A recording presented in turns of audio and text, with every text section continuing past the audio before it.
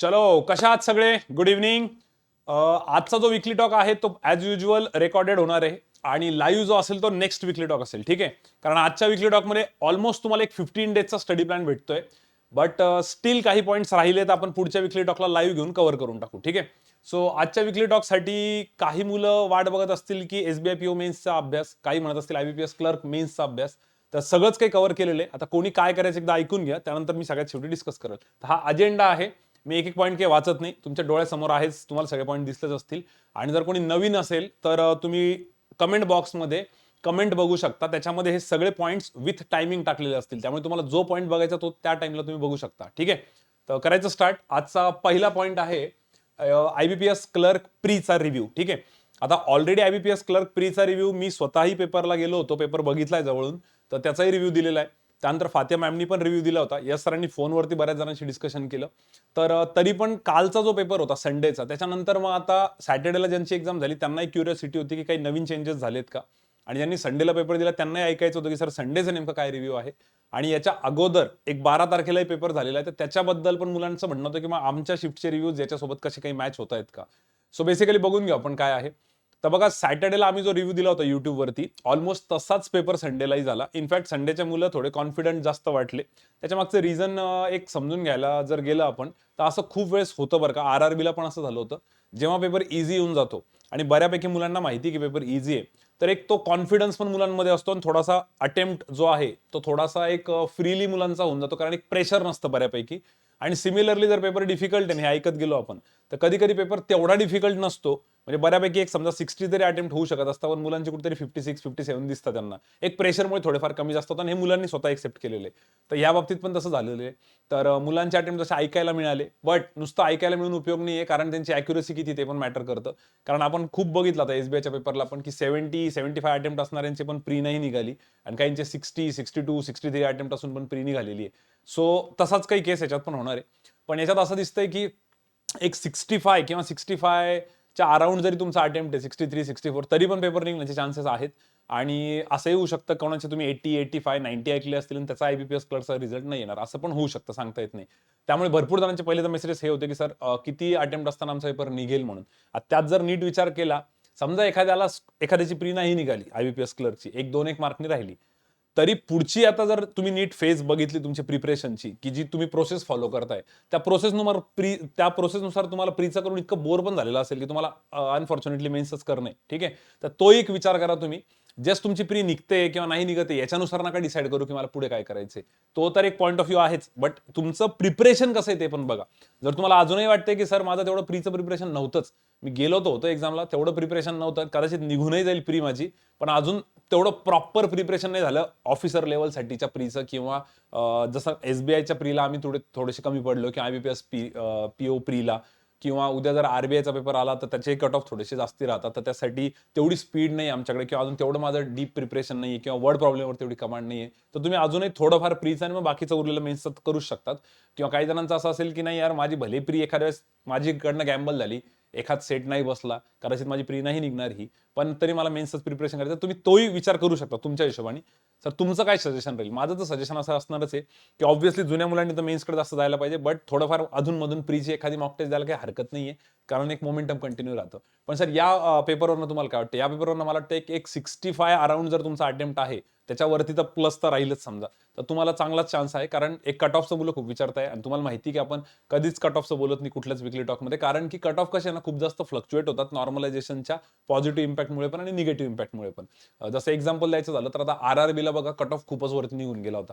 ठीक आहे, पण जर तुम्ही स्टुडंट्सला विचारलं, त्याचा एक असा एखादी एक्झाम्पल सांगतो तुम्हाला. असं वाटत होतं त्याला की 50 मार्क यायला पाहिजे, त्याचा पेपर तर नाही निघाला, पण त्याला मार्क्स कुठेतरी 57, 58, 59 पण आलेले. तर मुलांना बोनस खूप खूप जास्त होता. म्हणजे मला म्हणायचं असं आहे की कधी कधी आता असं होऊन जातं की समजा IBPS क्लर्कचा कट ऑफ मला तरी वाटतं की लास्ट इयरपेक्षा तर कमीच लागेल. ठीक आहे, कारण लास्ट इयरच्या वॅकन्सी कमी होत्या, यावर्षीच्या वॅकन्सी जास्त आहे, आणि पेपर तर लास्ट इयर मुलांना असंच गेला होता, यावर्षी पण असंच गेलेला आहे. जर तुम्हाला कट ऑफ अटेम्प्ट ऐकायला थोडाफार कमी वाटत असेल काही मुलांकडनं, तर स्पेशली नवीन मुलं असल्यामुळे अटेम्प्ट थोडासा कमी आहे काही मुलांचा, आणि जुन्या मुलांना विचारलं त्यांचा अटेम्प्ट चांगल्याच रेंजमध्ये. ठीक आहे, दरवेळेसचाच. पण जुने जरी असतील तरी कुठेतरी काहीतरी गडबड जर केली त्यांनी, तर त्यांचाही काही भरोसा नाही आहे. सो बेसिकली माझं असं मत आहे की मागच्या वर्षीपेक्षा तर कमीच राहील कट ऑफ, एवढं तर सांगू शकतो आपण. बट समजा मागच्या वर्षीपेक्षाही कट ऑफ वरती गेला तर त्याच्यामागे एकच रिझन राहील की सगळ्यांनाच तो तेवढा बोनस भेटलेला असतो. आणि हे आपण आरआरबीच्या केसमध्ये पण बघितलं.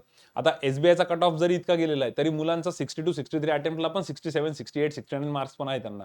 ठीक आहे. आणि व्हाईस वर्सा पण केस आहे.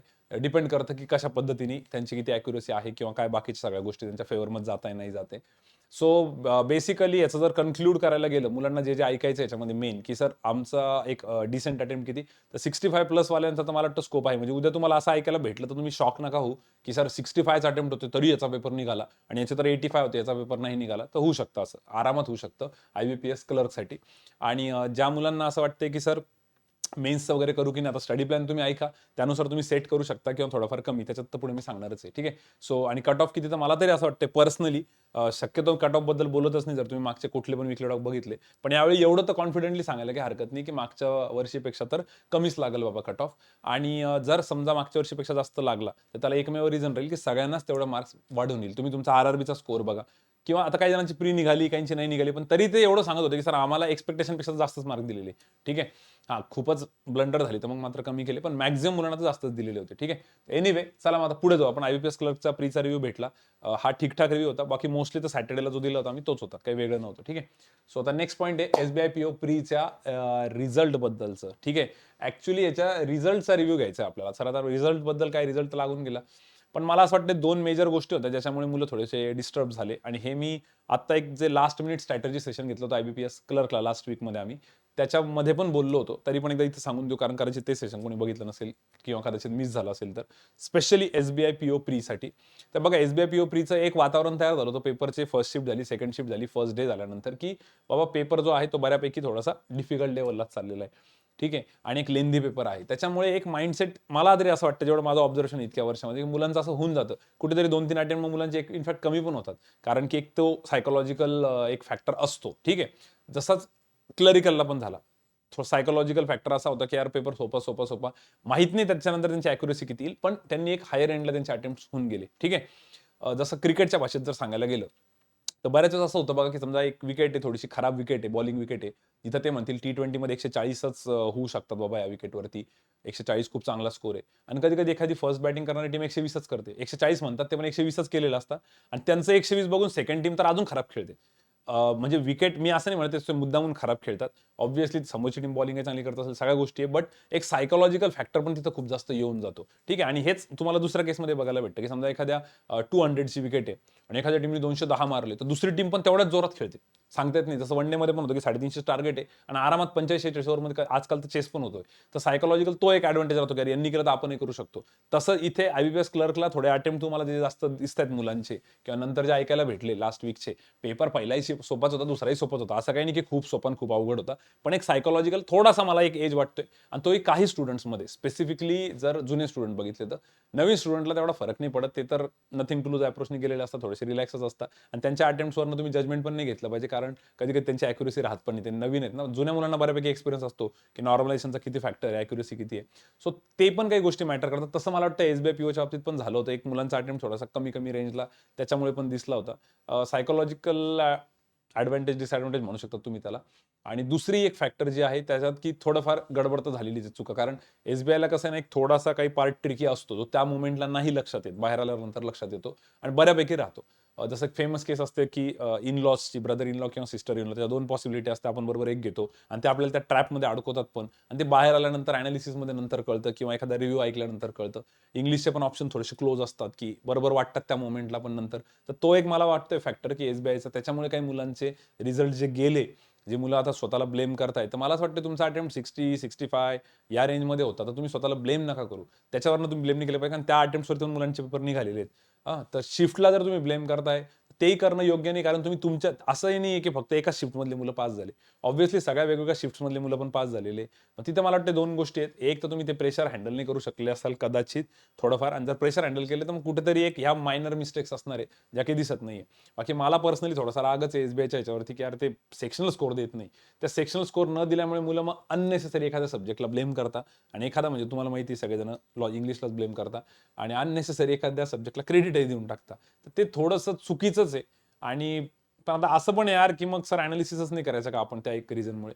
तर मग अनालिसिस मी तर हेच केलं की एक तर तुमचा अटेम्प्ट तिथे 2-3 कमी झाला असेल, तो ते जे मी आता एक्सप्लेनेशन दिलं की क्रिकेटचं एक एक्झाम्पल पण दिलं, ते एक वन ऑफ द फॅक्टर असू शकतं. सगळ्यांच्या बाबतीत नाही होणार ते, पण मॅक्झिमम मुलांच्या बाबतीत होतं तसं, जेवढं आम्ही ऑब्झर्व केलेलं आहे. याला मुलं ॲग्री पण करतील, जे जुने मुले स्पेशली. आणि दुसरं एक की मायनर गोष्टी असतील ज्या तुमच्याकडनं हुकल्या असणार आहेत तिथे, ते तुम्हाला कुठेतरी एक्सेप्ट करावं लागेल, ठीक आहे. आणि तो इतका म्हणजे तिथं मार्जिन ऑफ एरर खूप कमी आहे अशा ठिकाणी. जेव्हा तुमचे अटेम्प्ट 60-65च्या आसपास आहे, बाकीच्यांचे पण आहे, आणि थोडी इकडच्या तिकडे गोष्ट झाली की मग गडबड होऊन जाते. तर त्याचा इम्पॉर्टन्स तिथे कळतो. कदाचित IBPS क्लर्कला तेवढा फरक नाही पडणार, तेवढा फरक नाही पडणार जेवढा SBIला अॅक्युरेसीचा फरक पडला, तेवढा IBPSला तेवढा नाही पडणार, कारण SBI मध्ये पेपर थोडासा डिफिकल्ट लेवलला पण होताच होता. इथं कसे सगळेच पेपर मोर ऑरलेस, असं कोणी कंप्लेंट नाही केली बरं का संडेला कालच्या पेपरला पण, की सर आमचा पेपर खूप अवघड आला किंवा खूप लेंदी क्वेश्चन्स टाकले, सिम्प्लिफिकेशन खूप लेंदी होतं, पझलच्या खूपच पॉसिबिलिटी होत्या, अशी कोणी कंप्लेंट नाही केली. कदाचित एखाद्याने केली जरी तुमच्यापर्यंत, तर तो नवीन स्टुडंट असेल, त्याला तेवढा एक्सपिरियन्स नसेल किंवा त्याच्या साईडने ब्लंडर असेल, कारण मॅक्झिमम स्टुडंटनी तर कोणी कंप्लेंट नाही केली, ठीक आहे. सो ह्या गोष्टी आहेत. सो आता ज्यांचा SBI PO नव्हता निघाला, त्यांच्याबद्दल एकच माझं म्हणणं होतं, जे मी त्यांना फोनवरती पण बोललो भरपूर स्टुडंटला, आणि कदाचित सगळ्यांशी फोनवर बोलणं पॉसिबल नाही, तर कदाचित हा एक पॉईंट तुम्ही कन्वे करून घ्या त्यांच्यापर्यंत, की कसं झालं, RRB PO, RRB क्लर्क आणि SBI ज्युनियर असोसिएट हे 3 रिझल्ट आधी लागले होते जवळपासच, ठीक आहे. आणि त्या 3 रिझल्टमध्ये बऱ्याच जणांचा गेम झाला होता. RRBला तर एकदम शॉकिंग गेम झाला होता, कारण नॉर्मलायझेशन खूपच वरच्या लेवलला होतं, किंवा काही जणांचं खूपच गेम करून टाकलं त्यांनी 1-2 शिफ्टचा. आपण ते बघितलं पण, त्या शिफ्टचे नंबर पण सांगितले होते आपण तुम्हाला, डेट पण सांगितल्या होत्या, बरेचसे स्क्रीनशॉट पण शेअर केले होते, आणि हे सगळ्यांना नंतर कळून चुकलं. त्यावेळेस काही जण एक्सेप्ट नव्हते करत, पण नंतर त्यांना कळलं जेव्हा त्यांनी त्यांच्या ग्रुपसोबत डिस्कशन केलं, मित्रांचे स्कोर्स बघितले हळूहळू, ठीक आहे. सो त्यावेळी आपण एक म्हटलं होतं तुम्हाला, की यार ह्या 3 पेपरवरून तुम्ही स्वतःला जज नका करू. तुमची अजून पुढे मेजर 3 एक्झाम्स आहे, SBI PO, IBPS PO, IBPS clerk. आता IBPS क्लर्क दिल्यानंतर तर सगळ्यांना कॉन्फिडन्स आला असणार, की चला भाई आपल्यात पण दम आहे, काही प्रॉब्लेम नाही आहे. SBI POचं तेच झालं, एकदम खूपच मार्जिन ऑफ एरर खूप कमी होतं, त्यामुळे थोडी गडबड झालेली आहे. आणि IBPS PO बद्दल मला इथे एक पॉईंट नक्कीच सांगायचा आहे. ज्या मुलांचे कुठेतरी अराउंड 60 अटेम्प्ट असतील, त्यांनी पण असा नका विचार करू, की यार आपले सगळे होप्स गेलेले आहे किंवा 56-57 अटेम्प्ट्स आहेत. नाही, अजूनही सांगतो मी, त्याच्यावरती पण रिझल्ट येऊ शकतो आणि येणारच आहे, गॅरंटी सांगतो. अशा केसेस तर भेटताच बघायला. एवढ्या पॉसिबिलिटीज परमिटेशन कॉम्बिनेशन्स आहे की त्यात ते येऊनच जाईल. पण त्यावेळी तुम्हाला रिग्रेट नको व्हायला, की आपण अभ्यास नाही केला, कारण त्याचा स्टडी प्लॅन मी आता पुढे सांगणार आहे. मला असं वाटतं, की तुम्ही तुमचा अभ्यास चालू ठेवा त्या बाबतीत. आणि सगळं संपलं असं नाहीये. भले सीझन संपत आलेला आहे आपला, पण मग पुढच्या वर्षीच्या एक्झाम्स पण आहेत. आता असं पण होऊ शकतं, की समजा जर पुढे 2-3 एक्झाम तोंडावरती असत्या आणि परत तुमची कंप्लेंट असते, कारण माझे अजूनही वर्ड प्रॉब्लेम प्रिपेअर्ड नाही, माझे अजूनही हे प्रिपेअर्ड नाही, तर उलटं बरं आहे ना, की थोडासा टाइम भेटतोय, कारण RBI, LIC बरेच जण म्हणता येईल म्हणून. तर ते जे काय वेळ आहे, काय नाही, ते स्क्रीनशॉटमध्ये बघू आपण, तो पॉईंट मी डिस्कस करणार आहे. तर या पॉईंट ऑफ व्ह्यूने तरी केअर करायला पाहिजे पुढे. आणि स्वतः सेल्फ मोटिवेशन आता लागणारच आहे, तर वेगळं काही सांगायला नको याच्याबद्दल, ठीक आहे. सो SBI PO प्रीचा माझ्यापर्यंत तरी असा रिव्ह्यू आला, आम्ही असं अनालिसिस केलं, भरपूर जणांशी डिस्कस केलं, या पॉईंट्सवरती पोहोचलो होतो, ठीक आहे. तर आता पुढचा पॉईंट बघू आपण. हे 2 रिव्ह्यूज झाले. त्याच्यानंतर RRB PO मेन्स. आता RRB PO मेन्सला लीड बद्दल, याच्याबद्दल भरपूर जण चर्चा करत होते, की सर RRB PO मेन्सचं जे आहे त्याच्या लीड बद्दल थोडं सांगा. आता हे जे मी इथे बोलणार आहे, हे ऐकणारे कदाचित नंबर ऑफ स्टुडंट थोडेसे कमी असतील बरं का. कारण की सगळ्यांसाठीच काही ही गोष्ट नसणार आहे. पण जेवढे काय असतील त्यांच्याशी आता मेसेजेसवरती, फोनवरती बरंच बोलणं झालं. पण याचे ना खूप वेगवेगळे एक्झाम्पल्स बघायला भेटलेले, आणि याच्याबद्दल बोलायचं म्हटलं मी 15-20 मिनिटं बोलू शकतो, पण त्यात खूप वेळ जाईल. कारण याच्यासाठी ऐकणारा क्राऊड पण कमी आहे. त्यामुळे एकदम शॉर्टमध्ये कामाला सांगतो. मागच्या वर्षी आणि त्याच्या मागच्या वर्षी अशा पण काही केसेस बघायला भेटल्या, ज्यांच्या लीड खूप कमी होत्या. आता एकाचा 87 प्रवीणचा काहीतरी स्कोर होता. तरी पण त्याच्यावरती पेपर निघालेला आहे RRBचा. आणि त्याच कॅटेगरीच्या त्याच्यापेक्षा 10-12 मार्क्स जास्त असणाऱ्या मुलांचे पण पेपर नाही निघाले. कारण की इंटरव्ह्यूचा 1 मार्क म्हणजे इकडचे जवळपास 2.5 मार्क आहे, आणि त्याला स्कोर खूपच चांगला आला होता. एकदा 17 का 18 काहीतरी भेटला होता त्याला स्कोर. तर इकडचा 1 मार्क म्हणजे तिकडचे 2.5 मार्क आहे. आता त्यांनी जर तिकडे 4 मार्क जरी इंटरव्ह्यूमध्ये जास्त घेतले, तर त्याला इकडे जवळपास 10 मार्क्स कव्हर करून टाकतो रिटर्नमध्ये. त्याच्यामुळे ज्याही मुलांचं म्हणणं होतं, की सर 80च्या आसपास कट ऑफ आहे आणि आमचा स्कोर कुठेतरी 90 आहे, तर आम्ही सेफ आहे का? 95 आहे, आम्ही सेफ आहे का? तर खरंच खूप काही डिपेंड करेल, की तुमच्या इंटरव्ह्यूचा स्कोर कसा येतो. आणि एक ॲव्हरेज स्कोर 11-12 मार्क्स दिला जातो इंटरव्ह्यूमध्ये.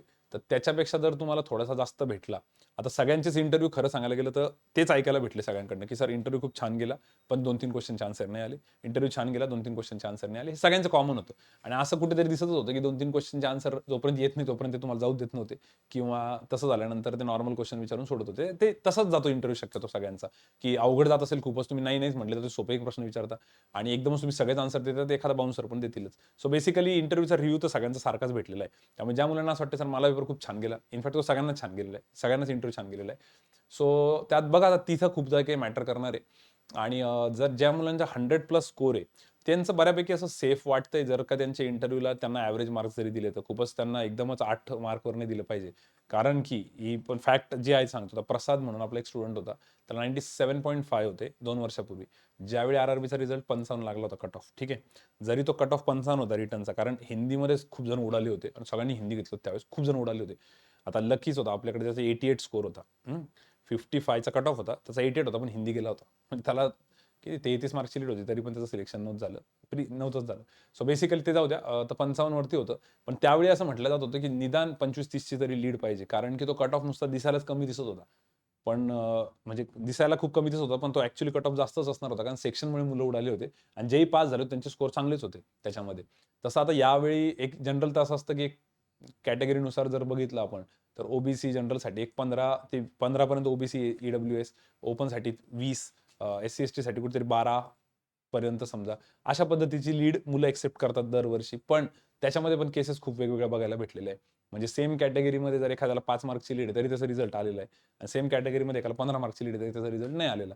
आता प्रसादचं एक्झाम्पल जे मी देतो, त्याला 97.5 होते आणि कट ऑफ किती होता? 55 होता. तुम्ही इमॅजिन करा 55 वरून 97.5 म्हणजे 42.5 ची त्याला लीड होती. त्याचा रिझल्ट नव्हता आला आणि त्याला इंटरव्ह्यू फेल नाही केलं. इंटरव्ह्यू त्याला 8 मार्क्स दिले. 8 मार्क्स म्हणजे एकदम बाउंड्रीवरती. कसं? कारण ते 5 पट करायचे असतात. 8 40 मार्क्स होते त्याला. 100 पैकी 40 एकदम बाउंड्रीवर. आणि त्याचं असं होतं, की त्याला रिटर्नमध्ये 1 मार्क जरी जास्त असता किंवा त्याला इंटरव्ह्यूमध्ये 42 जरी दिले असते, 42 तरी त्याचा रिझल्ट आला असता. असे कॅल्क्युलेशन आम्ही नंतर केले होते. इतका बाउंड्रीवरती गेला होता तो आणि इतकी जास्त लीड होती. तर असं पण होतं कधी-कधी. Worst to worst scenario. पण आता याचे खूपच पॉसिबिलिटी झालेल्या आजकाल आणि असे खूप एक्झाम्पल्स ऐकायला पण भेटतात. कॅटेगरीनुसार पण आणि लीडनुसार पण. म्हणून त्याच्याबद्दल मी मुलांना एवढंच म्हटलं, की जर तुमचा अबोव्ह ॲव्हरेज आला तर तुमचं चांगलं रिझल्ट तर बऱ्यापैकी शुअरच असेल. अदरवाईज मग थोडंसं बघावं लागेल. पण मग आता हा पॉइंट इथं काय डिस्कस केलं आपण, कारण इथं तसं हातातनं गेलं. हे याच्यामुळे डिस्कस केलं. एक तर पोरांनी खूप जास्त मला हे केलं होतं, की सर तुम्ही बोलाच म्हणून. आणि दुसरी गोष्ट, कसं आहे हे ऐकल्यानंतर काही जणांचं असं असतं, की यार मला जर कळून गेलं, की बाबा मी आर-आर-बीकडनं होप्स नाही ठेवत. मी माझा पूर्ण जोर आता बाकीच्या एक्झाम्सवर लावतो. असं जर तुम्हाला ऐकायचं असेल या रिव्ह्यूमधनं, तर बरं आहे तुमच्यासाठी हा रिव्ह्यू आहे, की तुम्ही जास्त होप्स नका ठेवू आणि सरळ मुकाट्याने पुढच्या अभ्यासाला लागा. सर तुम्ही काय केलं असतं? मी तेच केलं असतं, की यार काही जास्त होप्स नसतं ठेवलं आणि फुल फोर्सनी इकडे लागलो असतो. पण ह्याच्यामध्ये अशी पण एक टाईप असते मुलांची, की त्यांना एक्स्ट्रा प्रेशर पण खूप येतं. या गोष्टींचा एक तर त्यांना विचार खूप करायचा असतो. आता कदाचित विचार करणं तर बंद करतील ऐकल्यावर. एक्स्ट्रा प्रेशर पण खूप येत असतं. मग अशा वेळेस तुम्ही असा विचार करू शकता, माझा इंटरव्ह्यू चांगला गेला, स्कोर चांगला येईल, माझा कदाचित हा रिझल्ट येणार आहे आणि मी फ्री माइंडने आता पुढचा अभ्यास करतो. असं प्रत्येकाचं आपापलं राहतं. तर तुमच्या हिशोबाने थोडंसं मला बोलणं मॅन्डेटरी होतं. कारण याच्यानंतर मुलांचा थोडासा एक व्ह्यू जो आहे अभ्यासाकडे तो थोडासा चेंज होतो. तर बघा तुम्ही तुमच्या साईडनी पॉझिटिव्ह, निगेटिव्ह काय तुमची कोणती साईड आहे, त्या हिशोबाने असा विचार करा फक्त आणि पुढच्या एक्झाम्सला फुल जोर लावून तुटून पडा. कारण की IBPS क्लर्कची मोठी अपॉर्च्युनिटी आहे तुमच्याकडे. वेळ पण भरपूर आहे त्याला मेन्सपर्यंत. जेवढा की SBIला वगैरे तर नाही आहे वेळ, थोडा कमी वेळ आहे. ठीक आहे. सो हा आर-आर-बी पीओचा लीडचा इश्यूज होता. याच्यात खूप व्हेरियस एक्झाम्पल्स ऐकायला भेटतात. फक्त आता याच्यानंतर मला पर्सनल लगेच मेसेज करून सर त्या प्रवीणचा नंबर द्या, प्रसादचा नंबर द्या, असं नका करू. कारण की काय होऊन जाईल, त्याच्यात तुमचा वेळ खूप जाईल आणि तो वेळ आपल्याला नाही जाऊ द्यायचा आहे. बाकी मी जे दोन्ही एक्झाम्पल दिले, दोन्ही पण ॲक्च्युअल एक्झाम्पल आहेत. तुम्हाला पाहिजे तुम्ही प्रूफ देऊ शकतो. म्हणजे तुम्ही मला मेसेज करा, मी तुम्हाला नंबर देतो. ठीक आहे. पण बघा त्यात वेळ जाईल तुमचा. मला तरी वाटतं नको करायला. ठीक आहे. आता पुढचा पॉईंट घेऊ. आर-आर-बी पीओ मेन्स झालंय. आता IBPS SO प्री. ठीक आहे. आता IBPS PO आता इथून पुढे स्टडी प्लॅन आहे. आता पुढच्या 3 स्लाइडवरती आपण 3 टाईपचे स्टडी प्लॅन बघणार आहे. ज्यांचा IBPS SOचा पेपर आहे, एकाच आठवड्यावरती आहे, 5च दिवस बाकी आहे, त्यांनी तर पूर्ण हाच करावा. ज्यांचा SBI POचा मेन्स आहे किंवा IBPS POचा मेन्स असेल त्यांच्यासाठी पण स्टडी प्लॅन आहे. ज्यांचा IBPS क्लर्कचा असेल किंवा दोन्ही पण असतील त्यांच्यासाठी पण आहे. त्यांनी नीट ऐकून घ्या. तर 3 स्लाइड त्याच आहेत मोठमोठ्या. तर सगळ्यात पहिले IBPS SO प्री. ठीक आहे. तर लास्ट वीकसाठी काय स्ट्रॅटेजी पाहिजे? तर जनरली लास्ट वीकसाठी जे मुलं आपलं विकली टॉक रेग्युलर फॉलो करतात मागच्या 2, 3 जेवढे पण वर्ष झाले, 4 वर्ष, 2 वर्ष समजा आता YouTube लाईव्ह ऑनलाईनलाच होतील आपल्याला. पण आधी पण आपण करायचो ऑफलाईनमध्ये. तर लास्ट वीकमध्ये नेहमी तुम्हाला काय सांगितलेलं आहे, की बाबा तुम्ही जेवढेही मॉक टेस्ट दिले तिथपर्यंत, त्या सगळ्या मॉक टेस्टला धरून ठेवायचं. ते खूप इम्पॉर्टंट राहील. पण तरी मी तुम्हाला टप्प्याटप्प्यात व्यवस्थित सांगतोय. तर एकदा बघून घ्या काय ते. ठीक आहे. हे एकदम वैभव सरांनी मस्त डेकोरेट केले, की तुम्हाला सेक्शन वाईज पण कळेल म्हणजे असं काही इश्यू नाही येणार. तर सगळ्यात पहिलं तर डेली एक मॉक टेस्ट दिली पाहिजे तुम्ही विथ डिटेल अनालिसिस. आता एसओचा पेपर 1 तासाचा नसतो, 2 तासाचा असतो. त्यामुळे 2 आवर्सचा पेपर आणि 2 आवर्सचा तरी अनालिसिस ठेवा. ज्याच्यामध्ये सगळे क्वेश्चन्स तुमचे बघून झाले पाहिजे व्यवस्थित. जे सॉल्व्ह केले त्याच्याकडे तेवढं लक्ष नाही दिलं, आता वेळ कमी आहे त्याच्यामुळे तरी चालेल. पण जे तुम्हाला वाटतं की अरे बघायला पाहिजे ते बघा आणि जे काही एकदमच इररिलिव्हंट असतील, डोक्याच्या बाहेर असतील, ते तुम्हाला माहिती तुम्ही करूच नाही शकत पेपरमध्ये अटेम्प्ट हे किंवा करणारच नाही आता, एवढा वेळच नाही तर ते नका करू. म्हणजे हे 4 आवर्सचं जे अनालिसिस आहे ॲक्च्युअली 6 आवर्समध्ये पण जाऊ शकतं. जर तुम्ही खूपच डीप गेले तर 6, 7, 8 आवर्सपर्यंत जाऊ शकतं. आणि जर खूपच मारायचं असेल वरतून तर 2 तासाचा पेपरला 2.5 तासात पण तुम्ही इथे 2.5 तासात पेपर देऊन अनालिसिस करून मोकळं पण होऊ शकता. ठीक आहे. सो मला वाटतं 4 आवर्स ठीक आहे, डिसेंट त्या हिशोबाने करा. आता याच्यामध्ये काही ॲग्रिकल्चरवाले पण असतील, बाकीचे पण असतील सगळेजण IT ऑफिसरवाले, पण ठीक आहे सगळ्यांसाठी सेमच आहे. त्याच्यानंतर 4 आवर्स तर मला वाटतं डेली इथून पुढे, आता उद्याचा जरी दिवस बघितला तुम्ही, ट्यूजडे, थर्सडे, फ्रायडे, 3 दिवस तर गॅरंटी करू शकता. सॅटर्डे पण त्यामध्ये ॲड होऊ शकतो. ठीक आहे. 4 दिवस आहे, तुमच्यावरती आहे. जर एखाद्याचा असं असेल की सर पेपरच्या 1 दिवस अगोदर माझी इच्छाच होत नाही, तर मग मी पण सजेस्ट करेल की नका. मी स्वतः पण नसतं केलं ते. मी मंगळवार, बुधवार, गुरुवार, शुक्रवार 4 दिवस केलं असतं. शनिवारी मी नसतंच केलं. 1 दिवस अगोदर नकोच. एक तर बरेचसे मुलं ट्रॅव्हल पण करतील, सेंटर थोडे वेगवेगळे लागलेले आहेत त्यामुळे. पण हे पुढचे 4 दिवस तरी करून बघा. त्याच्यानंतर कॉन्टचं 2 तासाची प्रॅक्टिस मला वाटतं ठेवली पाहिजे. रिझन सांगतो. स्पेसिफिकली लास्ट वीकमध्ये ते जे एक मोमेंटम पाहिजे असतं आपल्याला. कारण कधी-कधी एखाद्या वेळेस एखाद्या क्वेश्चनला स्टक झाले, की डायरेक्ट गेमच होऊन जातो पूर्ण सेक्शनचा. तसं नको व्हायला, ठीक आहे. आणि स्पेशली असे काही मुलं ज्यांनी एसओसाठी खूप जास्त दारोमदार आहे त्यांचा, एसओसाठी खूप जास्त प्रिपेअर करताय, पण बाकीच्या एक्झाम्स दिलेल्या नाही रिसेंटली. त्यांना तेवढी एक्झामचं ते कम्प्युटरचा इंटरफेसचा थोडासा इश्यू येतो. त्यामुळे त्यांनी तर 2 तास तर मला वाटतं डेली मॅथ्सचं करायला पाहिजे. त्यामध्ये बेसिक करा, सिम्प्लिफिकेशन कंपॅरिझन एक 30 मिनिट्स ऑल्टरनेटली केलं तरी चालेल, किंवा बघा नंबर सिरीजला तर मी कंपल्सरी करून टाकल रोज. कारण नंबर सिरीजचे क्वेश्चन खरंच मार्क्स देतात, पण मुलांचा फोबिया इतका बसलेला असतो की ते तेवढी मेहनतच घेत नाही. तर लास्ट वीकमध्ये जर हाताखालनं कॅल्क्युलेशन गेले तर याचा खूप जास्त फायदा होईल. DI केसलेट तुम्ही 60 मिनिट्समध्ये प्रॅक्टिस ऑल्टरनेटली करू शकता.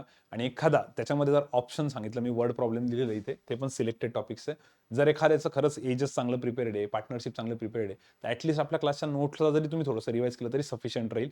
पण ते तरी चांगलं रिवाईज करून जा. जर तुम्ही वर्ड प्रॉब्लेम केलेले असतील तर. आता त्याच्यात बरेच मुलं असे असतील की आम्ही तर वर्ड प्रॉब्लेम केलेच नाही, आम्ही तर DI बेसिकच केलं.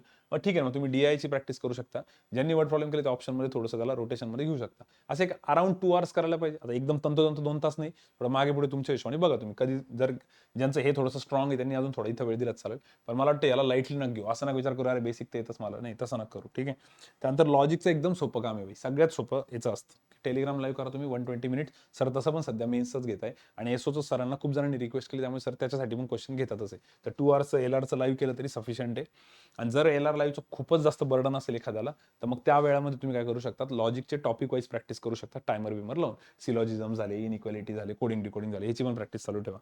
त्यानंतर इंग्लिशचं जर बघितलं तर मॅडम जे सांगतील ते सांगतील. मॅडमनी क्वेस्टपॉडमध्ये ऑलरेडी एसओसाठी सांगितलेलं आहे, वेगळं सांगायची गरज नाही. पुढचा क्वेस्टपॉड आहे थर्सडेला, पण तोपर्यंत वेळ होऊन जाईल. तोपर्यंत तुम्ही मागचं मॅडमनी जे सांगितलेलं ते फॉलो करा. आणि इंग्लिशला बघा तुम्ही 3 आवर्स आहे, बाकीच्यांना मात्र 2 आवर्सच आहे. इंग्लिशला 3 आवर्स आहे. इंग्लिशला कॅज्युअली घेऊ नका, एक तर मार्क अर्धाच मार्कला राहतो. 50 क्वेश्चन असतं पण मार्क्स 25च भेटतात. त्यातही कट ऑफ जे मागच्या वर्षीचं बघितलं आता ते आधीसारखं नाही राहिलं, की खूप कमी कमी लागतात, स्पेशली AFOसाठी. बाकीच्यांचे तरी थोडेफार कमी नाही, AFOचे पण ऍक्च्युअली आता वाढलेले आहेत. आणि ITचे तर असतातच जास्ती, कारण ITला कॉम्पिटिशन, पण आता ITच्या जागा पण यावेळेस जास्ती आहे. पण ठीक आहे, तो जो काय पॉईंट ऑफ व्ह्यू असेल, पण इंग्लिशला अभ्यासाला वेळ द्या, तेवढा आहे. बाकी कट ऑफचा नका सध्या विचार करू. ठीक आहे. ओल्ड मॉक टेस्टचं अनालिसिस, हा तर मला सगळ्यात मेन पॉईंट वाटतोय. हा सगळ्यात इम्पॉर्टंट पॉईंट वाटतोय. कसं काय सर? हे बघा, ह्याच्यात सगळ्या अशा मॉक टेस्ट अनालिसिस करायचं ज्या तुम्ही ऑलरेडी दिलेल्या आहे. ठीक आहे. तर त्याच्यात कसं होतं, एखाद्या दिवशी एखादा आपल्याला पझल अडकलेलं असतं, एखादी नंबर सिरीज अडकलेली असते, एखादा DI येत नसतो. तेच डोक्यात असतं की यार त्यावेळेस ना अशा टाईपचा DI आला होता मॉकमध्ये, पण चला मला जमलंच नाही. तर ते कुठेतरी डोक्यात राहतं. तर मग लास्ट वीकमध्ये काय करायचं, जो DI आपण एखाद्या मॉकमध्ये अडकलो होतो, त्याला आता परत एकदा सॉल्व्ह करायचं. आणि तो जर प्रॉपर आता जमला, एकदा दोनदा ट्राय करून, तर तो एक कॉन्फिडन्स येऊन जातो की हा, हे आता जमतंय आपल्याला. तो कॉन्फिडन्स परत येतो. आता एखादं पझल आहे समजा सर्क्युलरचं, आणि लास्ट मॉकमध्ये जमलेलं नाही ते, किंवा 2 आठवड्यापूर्वी जमलेलं नाहीये, तर तेच डोक्यात असतं की यार सर्क्युलरचं पझल मला जमलं नव्हतं बरं का. पेपरला तसं होतं, काही जणांचं होतं असं सायकोलॉजिकल. तर त्याच्यामुळे लास्ट वीकमध्ये ना, हे ओल्ड मॉक टेस्ट ज्या तुम्ही दिलेल्या आहे, ज्या तुम्ही स्वतः दिलेल्या आहे बरं का, तुम्ही दिलेल्या नाही, काही नाही, कोणती मॉक टेस्ट धरली त्याच्यात नाही चालू करायचं. असे काही काही जण चाळे करतात. म्हणजे त्यांना जर म्हटलं तर 20 मॉक टेस्टचं एखादं पॅक घेतलेलं असतं, त्यातल्या 10 दिलेल्या असतात, उरलेल्या 10 दिलेल्या पण नसतात. त्या उरलेल्या 10 पैकी कोणती ओपन करताना चालू करत बसता. त्याच्यापेक्षा ज्या पहिले दिलेल्या आहेत त्याच्यातले सॉल्व्ह करा. त्यांनी कॉन्फिडन्स खूप जास्त बुस्टअप होईल तुमचा. ज्यात त्या स्पेशली ज्या तुमच्या चुकलेल्या आहे ते तुम्ही ट्राय केले पाहिजे. ठीक आहे. जरा एखाद्या याच्यात असं पण असू शकतं, हे ऐकणारा लास्ट वीक येतं, याला कोणीतरी एखादा व्हिडिओची लिंक पाठवून दिला आपल्या. एखादा असं असेल की अरे मी तर आजपर्यंत मॉक टेस्टच नाही दिलात, काय करावं. आता मी तर फक्त हीच देणार आहे, तर हे तर तुमचं अनालिसिस होईल. मग तुम्ही मॉक टेस्ट नसेल दिलेल्या, तर युट्यूबवरती आपण प्रीचे पण भरपूर सेशन घेतलेले. जसे SBI PO प्रीसाठी घेतले होते, मागच्या वर्षी पण घेतले होते, यावर्षी पण घेतले होते, सगळे त्या लिस्टमध्ये आहे. किंवा IBPS क्लर्कसाठी पण घेतलेले होते. तर त्याची जी लेवल आहे ना, ती ऍक्च्युली इझी असते एसओ पेक्षा IBPS क्लर्कची. पण आपण लेवल थोडी जास्तच ठेवली होती युट्यूबला. तर मला असं वाटतं तुम्ही ते जरी बघितले त्याचे सेशन्स, त्याची प्लेलिस्ट आहे आपली कॉन्ट लाईव्ह सेशनची, तुम्ही कुठे बघा युट्यूबवरती दिसून जाईल तुम्हाला, प्लेलिस्टमध्ये जायचं तर एकदम जबरदस्त कार्यक्रम होऊन जाईल. हे जरी केलं तरी चालतं आणि हे जरी केलं तरी याच्यात पण सगळं कव्हर होतं. तुमच्यापैकी एक जे वाटते ते specially wrong questions, DI, puzzles इथं जिथं अडकलेले तेवढं मात्र करा. ते मी लिहिले. हे मला असं वाटतं की तुमचं एक परफेक्ट शेड्यूल राहील की 4 आवर्स इथं जात आहे, 2 आवर्स इथं जात आहे, 8 आवर्स आणि ते 3. ठीक आहे, 3 आणि 2 किती झाले, 5 आणि 4 9, 9 आणि 4 13. लास्ट वीक थोडा जास्त अभ्यास करा, थोडाफार मॅनेज करू शकता तुम्ही इकडे तिकडं. ठीक आहे. इम्पॉर्टंट काय याच्यामध्ये, इम्पॉर्टंट हे की आता लास्ट वीक आता तरी सुधारा, मोबाईलवरती मॉक टेस्ट देऊ नका. भरपूर मुलांशी माझं बोलणं होतं, ते त्यांचं निर्लज्जपणे सांगतात सर मोबाईलवर मॉक टेस्ट देतोय. प्लीज मोबाईलवर नका देऊ, मित्राशी थोडीफार रिक्वेस्ट करा, लॅपटॉपवरती डेस्कटॉपवरती बघा. कोणीच नसेल तर वेळ आली तर इंटरनेट कॅफेवरती जाऊन द्या. आता कॅफेवरती जाऊन तुम्ही म्हणाल सर किती डिस्टर्बन्स असतो, काही नाही होत. तो डिस्टर्बन्स एक वेळ चालेल, कारण तुम्हाला स्क्रीनवरती तरी देण्याचा अनुभव होईल. मोबाईलवरती खूप वेगळं पडतं आणि तिकडे खूप वेगळं पडतं, इथं पापच आहे. तर मोबाईलवरती शक्यतो नका देऊ. नंबर सिरीजची प्रॅक्टिस लास्ट वीकमध्ये खरंच चालू ठेवा, जे मी वरती मेन्शन केलेले आहे. रीडिंग चालू ठेवा, ते मॅमनी सांगितलं असेल तुम्हाला. पझल्सची पण प्रॅक्टिस चालू ठेवा, पझल्सची पण एक थोडासा ना हँड आलेला पाहिजे. वेगवेगळ्या टाईप्सचे करा, सर्क्युलर करा, कधी बॉक्सचे करा. हे काय इथं 2 आवर्समध्ये सर तसं पण सगळी प्रॅक्टिस घेता. जर हे 2 आवर्स तुम्ही नसेल करा, तर तुम्ही तुमच्या ह्याच्यामध्ये बॉक्सचे, सर्टन नंबरचे सगळ्या टाईपचे पझल थोड्या हाताखालनं जाऊ द्या. आपल्या नोट्स पण करा किंवा सरांनी युट्यूबवरती तर इतके घेतले, आता SBIच्या वेळेस कितीतरी सेशन घेतले. तुम्ही ते SBIचे सेशन बघितले तरी चालेल. आता माझ्या या रेकॉर्डिंगच्या अगोदरच सरांचा लेक्चर झाला, मी सरांशी तेच बोलत होतो. सर म्हणत होते की त्यांना ना युट्यूबवरचे जरी लास्ट 10-15 लेक्चर्स करायला लावले म्हणे, SBIच्या वेळेस घेतले होते म्हणे, तरी सफिशियंट आहे म्हणे, खूप जास्त. ते एक करा, त्यातले पझल्स. आणि लास्ट मिनिट टिप्स बरेच जण आता विचारतील सर मग आमच्यासाठी नाही आहे का, तर थर्सडेला ना आपलं एक सेशन राहील IBPS SO साठी. IBPS SO साठी थर्सडेला आपण एक सेशन घेऊ संध्याकाळी. ठीक आहे. आता त्या दिवशी तुम्ही हे कॉन्टचे 2 तास नाही केले तरी चालेल, त्या दिवशी ते 2 तास मी जे सेशन घेणार आहे त्यात. ठीक आहे. त्यात आपण प्रीचं सेशन घेणार आहे. बऱ्यापैकी एक डिसेंट लेवलचा DI, एक डिसेंट केसलेट, बेसिकची सगळी प्रॅक्टिस जशी आपण दरवेळेस घेतो, रॉंग नंबर, मिसलेनियस, सगळंच प्रॅक्टिस घेऊ. तर जे मुलं मॅक्झिमम अटेम्प्ट करणार आहे हे 5 पार्ट्स तर घेऊ. Simplification, number series, comparison of variable, एक चांगला DI आणि एक चांगली केसलेट, एवढी प्रॅक्टिस घेऊ. आणि त्या सेशनच्या शेवटी एक 10-15 मिनिटं ना तुम्हाला एक लास्ट मिनिट स्ट्रॅटेजी जी राहील ती आपण डिस्कस करू. सर गुरुवारीच का हो, कारण Friday Saturday me out of station आहे, त्यामुळे त्यावेळी आपल्या सेशन्स होणार नाही. आणि रेकॉर्डिंग करून तुम्हाला ती पाठवण्यापेक्षा तुम्ही सगळेजण त्या सेशनला असालच तर तिथंच ऑन द स्पॉट सगळे डाऊट्स आपले क्लिअर होईल. ठीक आहे. सो ते थर्सडेला राहील, तेवढं लक्षात ठेवा. सेशनच्या शेवटचे एक 15-20 मिनिटात आपण पटापट कामाचं डिस्कस करू शकतो. कारण की IBPS SOचा पॅटर्न हा सगळ्यात वेगळा पॅटर्न आहे प्रीचा. असा पॅटर्न कुठेच बघायला नाही भेटत. सगळ्यात वेगळा पॅटर्न आहे. 2 तासाची प्री कोणीच घेत नाही एवढी, म्हणजे अशी 3च सब्जेक्ट्स आणि तेच 2 तास, तर थोडं वेगळं पडतं ते. ठीक आहे. सो हे असं शेड्यूल आहे. जास्त लोड न घेता झोप बी प्रॉपर घेऊन जेवढं करताय तेवढं कॉन्सन्ट्रेशननी स्वतःला बॅक करून करा. हा लास्ट वीकमध्ये ना तुम्ही आधी काय केलेले काही मॅटर नाही करत. इथं जर तुम्हाला ते मोमेंटम भेटलं तर बरंच काम होऊ शकतं. ठीक आहे. हा पॉईंट नीट लक्षात ठेवा. असं बऱ्याच वेळेस तुम्ही क्रिकेटमध्ये बघतात बघा, की T20 मॅच आहे, समजा स्कोअर 150चाच आहे. तुम्ही म्हणाला यार 150 तर नाही, T20 मॅचमध्ये 150 नंतर चेस होत असेल समोरच्या टीमकडनं. पण त्या 150 मध्ये जर शेवटच्या 4 ओव्हरमध्येच एखाद्या टीमनी 50 मारलेले असेल, तर ते मोमेंटम त्यांच्याकडे असतं आणि त्या एनर्जीने त्यांना सेकंड इनिंगमध्ये थोडासा फायदा होतो. तसं तुम्हाला हे लास्ट वीकमध्ये जर तुम्ही हे सगळं शेड्यूल प्रॉपरली फॉलो करण्याचा प्रयत्न जरी केला ना, तर भरपूर फायदा होऊ शकतो. होईल तेवढं ट्राय करा. याच्यातली एखादी ऍक्टिव्हिटी राहू शकते, काही बिघडत नाही. ती एखाद्या दिवशी दुसऱ्या दिवशी कव्हर करून टाकायची, दुसऱ्या सब्जेक्टला थोडंसं मायनस प्लस करून. पण हे मोमेंटम लास्ट वीकमध्ये घेणं थोडंसं मॅटर करेल. फक्त जास्त जागरण करणं, अति जास्त स्वतःला बर्डन देणं, खूपच कंटिन्युअस एकाच ठिकाणी अभ्यास करत राहणं नाही. मध्ये थोडं ब्रेक पण घ्या. मी तुम्हाला टायमिंग दिलेले आहेत आता हे 2 आवर्सचे, त्यात थोडं ब्रेक घेतला तरी चालतो. पण बघा या सगळ्या गोष्टींकडे थोडं लक्ष द्या आणि सगळ्यात इम्पॉर्टंट म्हणजे तब्येतीची काळजी घ्या. कारण एसओच्या पेपरसाठी स्पेशली मी एवढं का सांगतोय, कारण हा पेपर असा आहे की यासाठी मुलं वर्षभर थांबतात. काही एकदम जे काय म्हणता येईल त्याला, खूपच हिंमतवाले, खूपच जबरदस्त कार्यकर्ते असतात असे काही, ते थांबतात वर्षभर. कारण IT साठी पण थांबतात, AFO साठी पण थांबतात. खूपच जिगरवाले असतात ते. तर त्यांनी जरी ह्या गोष्टींची काळजी घ्या. तुमची झोप प्रॉपर राहू द्या. मोमेंटमसाठी कंटिन्युअस टचमध्ये राहा. तुमचे जवळचे मित्र, मैत्रिणी जे आहेत त्यांच्याशी रेग्युलर तुमचं बोलणं चालू ठेवा. असं नाही की एकदमच आता त्यांच्याशी कॉन्टॅक्टच बंद शेवटच्या आठवड्यामध्ये. तर उलटा अजून जास्त काही डिप्रेशनमध्ये नको जायला. असं एकटं नका पडू. नॉर्मल जे रुटीन आहे तेच, फक्त कन्सिस्टन्सी ठेवा त्याच्यामध्ये. ठीक आहे. कुठेच असं स्पीड कमी नका पडू देऊ. जे रेग्युलर थोडी प्रॅक्टिस करत राहा. आणि काही एखादी गोष्ट नाही झाली तेवढं काही लोड पण नाही घ्यायचं. ठीक आहे. आणि जर ट्रॅव्हल करत असाल तुम्ही, ते तर मी लास्ट मिनिट टिप्समध्ये सांगाल की थोडं लवकर ट्रॅव्हल करायचं, सेंटर खूप दूर असतं. पण भेटू आपण गुरुवारी, तर भेटू. तर तुम्ही जर हा व्हिडिओ बघताय तर तुम्ही तर याच गुरुवारच्या सेशनला थर्सडेला, पण बाकीच्यांना इन्फॉर्म करा. ठीक आहे. अजून काही पॉईंट्स माझे राहिले असतील तर ते पॉईंट्स नोट करून ठेवा. थर्सडेच्या सेशनला मला ते रिमाइंड करून द्या जर लास्ट मिनिट स्ट्रॅटेजीसाठी वाटले तर, किंवा मग या व्हिडिओच्या कमेंट बॉक्समध्ये टाका. जसे होईल तसे आम्ही लवकरात लवकर कमेंटचा रिप्लाय करू. ठीक आहे, चला सर जायचं पुढे. तर पुढचा पॉईंट बघा, SBI PO IBPS PO मेन्सचा स्टडी प्लॅन. ठीक आहे, आता ह्या पॉईंटसाठी पण खूप मुलं वेट करत असणार आहे. भरपूर जणांचा SBI POचा पेपर आहे, काहींचा अनएक्सपेक्टेडली आहे, त्यांनी अपेक्षा नव्हती ठेवली तरी आलाय. काहींचं होती अपेक्षा, आलेलाच आहे, आणि काहींचं होती अपेक्षा पण आलाच नाही समजा. तर मग ते आता तरी पण ते व्हिडिओ बघत असतील का बरं, आणि बघायलाच पाहिजे त्यांनी, कारण IBPS PO तर आहे ना. SBI PO आणि IBPS PO म्हणजे एकदम ऑलमोस्ट सेमच पेपर असतो. ठीक आहे, SBI PO एक थोडासा वरती असतो, 19-20 जे म्हणतो ना, पण ते 20 मध्ये SBI PO जाईल, 19 मध्ये IBPS PO होईल, ऑलमोस्ट सेम राहतो. तर त्याच्यासाठी मला वाटतं की सगळ्या मुलांनी त्या टाईपचं हे सेशन बघायला पाहिजे. हा पार्ट सर याच्यात कसं कसं आहे आता बघा, इथून पुढे जर SBI POच्या पॉईंट ऑफ व्ह्यूनेच मी सगळं बोलणार आहे. मी बोलणार सगळं SBI POच्या पॉईंट ऑफ व्ह्यूने आहे. पण जर समजा इथं SBI POचा तुमचा पेपर नाही आहे आणि IBPS POची तुम्हाला आशा आहे, तरी तुम्ही मला वाटतं हे शेड्यूल फॉलो केलं पाहिजे. सर SBI POचा पेपर नाही आहे, IBPS POची आशा आहे आणि IBPS क्लर्कची पण आशा आहे आम्हाला, तरी पण हेच करा. कारण IBPS क्लर्क IBPS POच्या नंतरच होणार आहे. ठीक आहे, तर तोपर्यंत हे 2 वीक तरी हे करता येईल, म्हणजे थोडं चांगलंच प्रिपरेशन आहे. आणि मग IBPS क्लर्ककडे स्विच होऊ शकतो आपण, किंवा IBPS POची तोपर्यंत डेट पण येऊन जाईल, किंवा तुमचा रिझल्ट पण लागून जाईल, निघाला नाही निघाला तोपर्यंत तरी मला वाटतं हेच करावं. ज्या ज्या मुलांचे 3ही पेपर्स आहेत, किंवा 2 पेपर आहेत, किंवा दोघांची आशा आहेत. ठीक आहे, समजलं. कारण मुलं एवढं सांगितल्यावर परत फोन करतात, सर मी स्टडी प्लॅन तर ऐकला, पण मग आता मी हा प्लॅन फॉलो करू का तो प्लॅन फॉलो करू, इसलिए मैंने बोल दिया. क्लिअर. ठीक आहे, तर त्याला बघा, SBI PO साठी आता 10 डेज बाकी आहेत. 2 जानेवारीला पेपर आहे. या वीकचे 5 पकडू, पुढच्या वीकचे 5 पकडू, एक दिवस थोडासा रिलॅक्समध्ये ठेवू, एक दिवस थोडासा ट्रॅव्हलिंगला. तर असं मला वाटतं 10 डेज तर आहे. तर 10 दिवसामध्ये तुमचे मॅक्झिमम 4च मॉक टेस्ट झाले पाहिजे. याच्यापेक्षा जास्त तुम्ही देऊच नका, डोक्यावर परिणाम होऊन जाईल. 4 मॉक टेस्ट पण मॅक्झिमम बोललो मी. जर एखाद्याला 3च करायचे असले तर 3 जरी केल्या तरी चालेल, पण 2 तर मिनिमम करा, माझं असं मत आहे. कारण की तिथं बसण्याची पण सवय पाहिजे. SBI PO सारखा जो पेपर आहे ना, एकतर सगळे क्वेश्चन डिफिकल्ट, बसण्यासाठी खूप वेळ बसावं लागतं, नंतर डिस्क्रिप्टिव्ह पण असतं. तर ह्याची पण एक सवय झाली पाहिजे. भरपूर मुलं असे आता बऱ्याच वर्ष आम्ही बघितलेले, मीच काय भरपूर जणांना विचारा तुम्ही, की अभ्यास भरपूर झालेला आहे, पण कधी मॉक टेस्ट नाही दिली, तिथे जाऊन 3-3.5 तास बसण्याची ताकदच नव्हती. आम्ही तर 1 तासाची सवय लावली होती मॉकमध्ये, असं होऊन जातं. तर तसं नका होऊ देऊ. त्यामुळे सगळ्यात महत्त्वाचं, हा पहिला पॉईंट बघा तुम्ही मॉकचा.